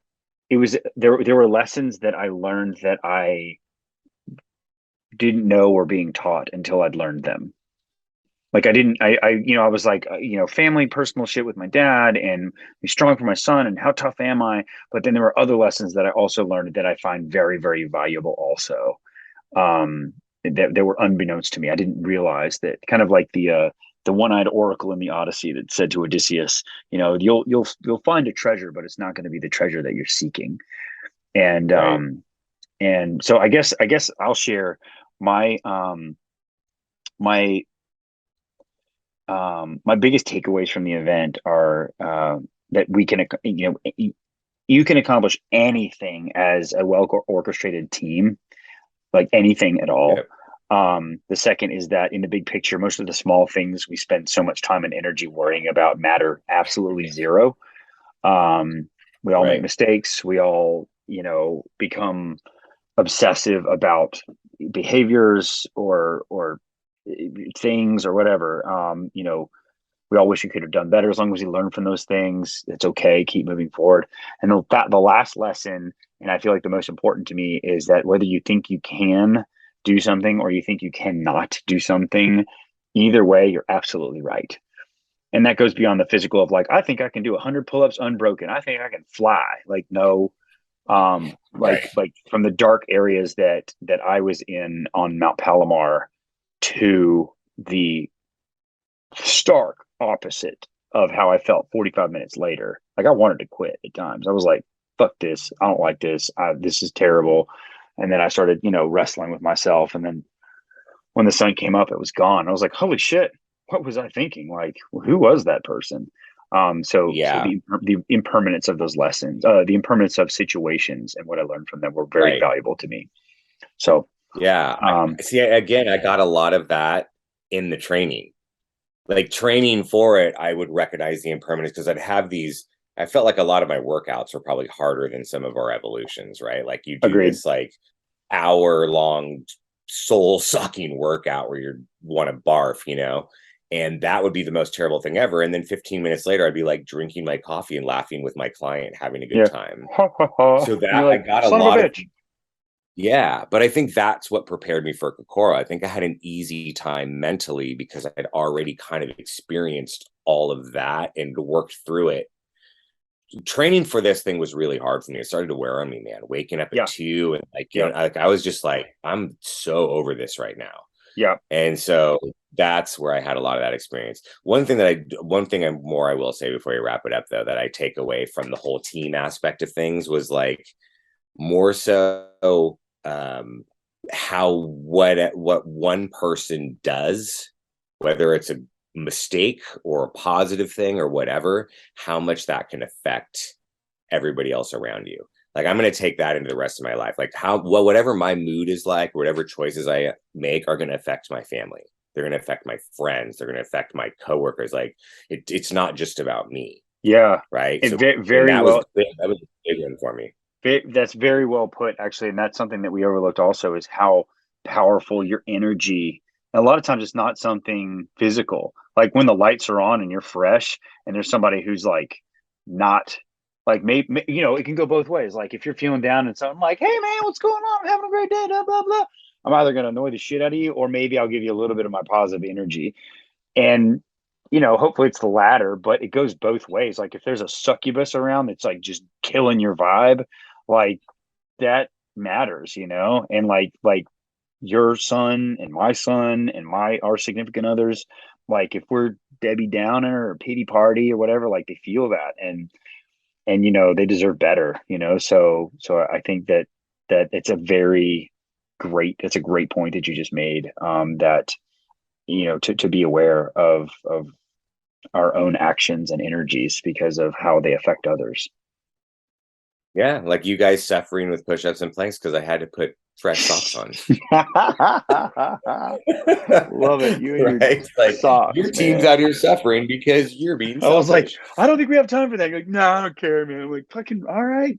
I so did not give a shit in that moment. I was like, you were trotting out. Hey guys, fresh. Oh, sorry. So anyway, Kokoro 60 secured. That was solid. I mean, it was a full recap for those of you still listening, still watching. Thank you. We hope that you got something out of that. That was a transformative crucible for myself. And Ryan, do you want to sign off with anything, or what yeah, else? I mean, just anything? Absolutely amazing experience. Like probably one of the coolest things I've ever done in my entire life. I think I've learned the most about myself through the journey. And I feel like somehow through our talk, I might have downplayed a little bit by saying, oh, I was fine and I was good. And believe me, I didn't coast through this thing. It wasn't easy. It was the hardest thing I've ever done in my life. It crushed my body. I'm still not fully recovered from it. But I feel like you said, we were mentally and physically really well prepared, especially physically prepared. Yeah. I'm having trouble. I'm like, man, I kind of want to like feel like that and look like that still, but god damn, I don't want to train 2 hours every day. I felt like, would you do it again? Would I do Kokoro again? Yeah. Yes. Yeah. I would. I feel like in my mind, there's something weird in me that's like, I think I want to do that again. Especially if some of our guys that didn't secure. It's only been a week, man. How that urge is going to get stronger.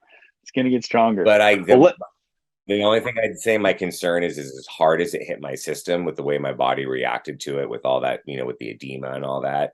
Yeah. That makes me think twice. I don't know if that's just age, being that I'm 44 years old, but anyhow, that would be my only concern about doing it again. We'll see how let's you enjoy your marriage. I'm going to go enjoy the holiday season, and we'll talk in 23. about Kokoro. I'll see it before then, of course, but we'll see if we get that bug again. It was a big commitment, but man, it was pretty awesome too. Pretty awesome. I mean, and besides, what's better than one Kokoro patch? Two. Two would be good. All right, my friend. Let's wrap there. If we think of anything else, we'll add them in the show notes. But thank you so much for your time and for your perspective. It really is the yin to my yang of what I remembered versus how you experience things, and it was really, really great. I think we painted a good picture for everybody. So thank you very much. Cool, man. Yeah, thanks, dude. All right, my dude. Laters. See you later.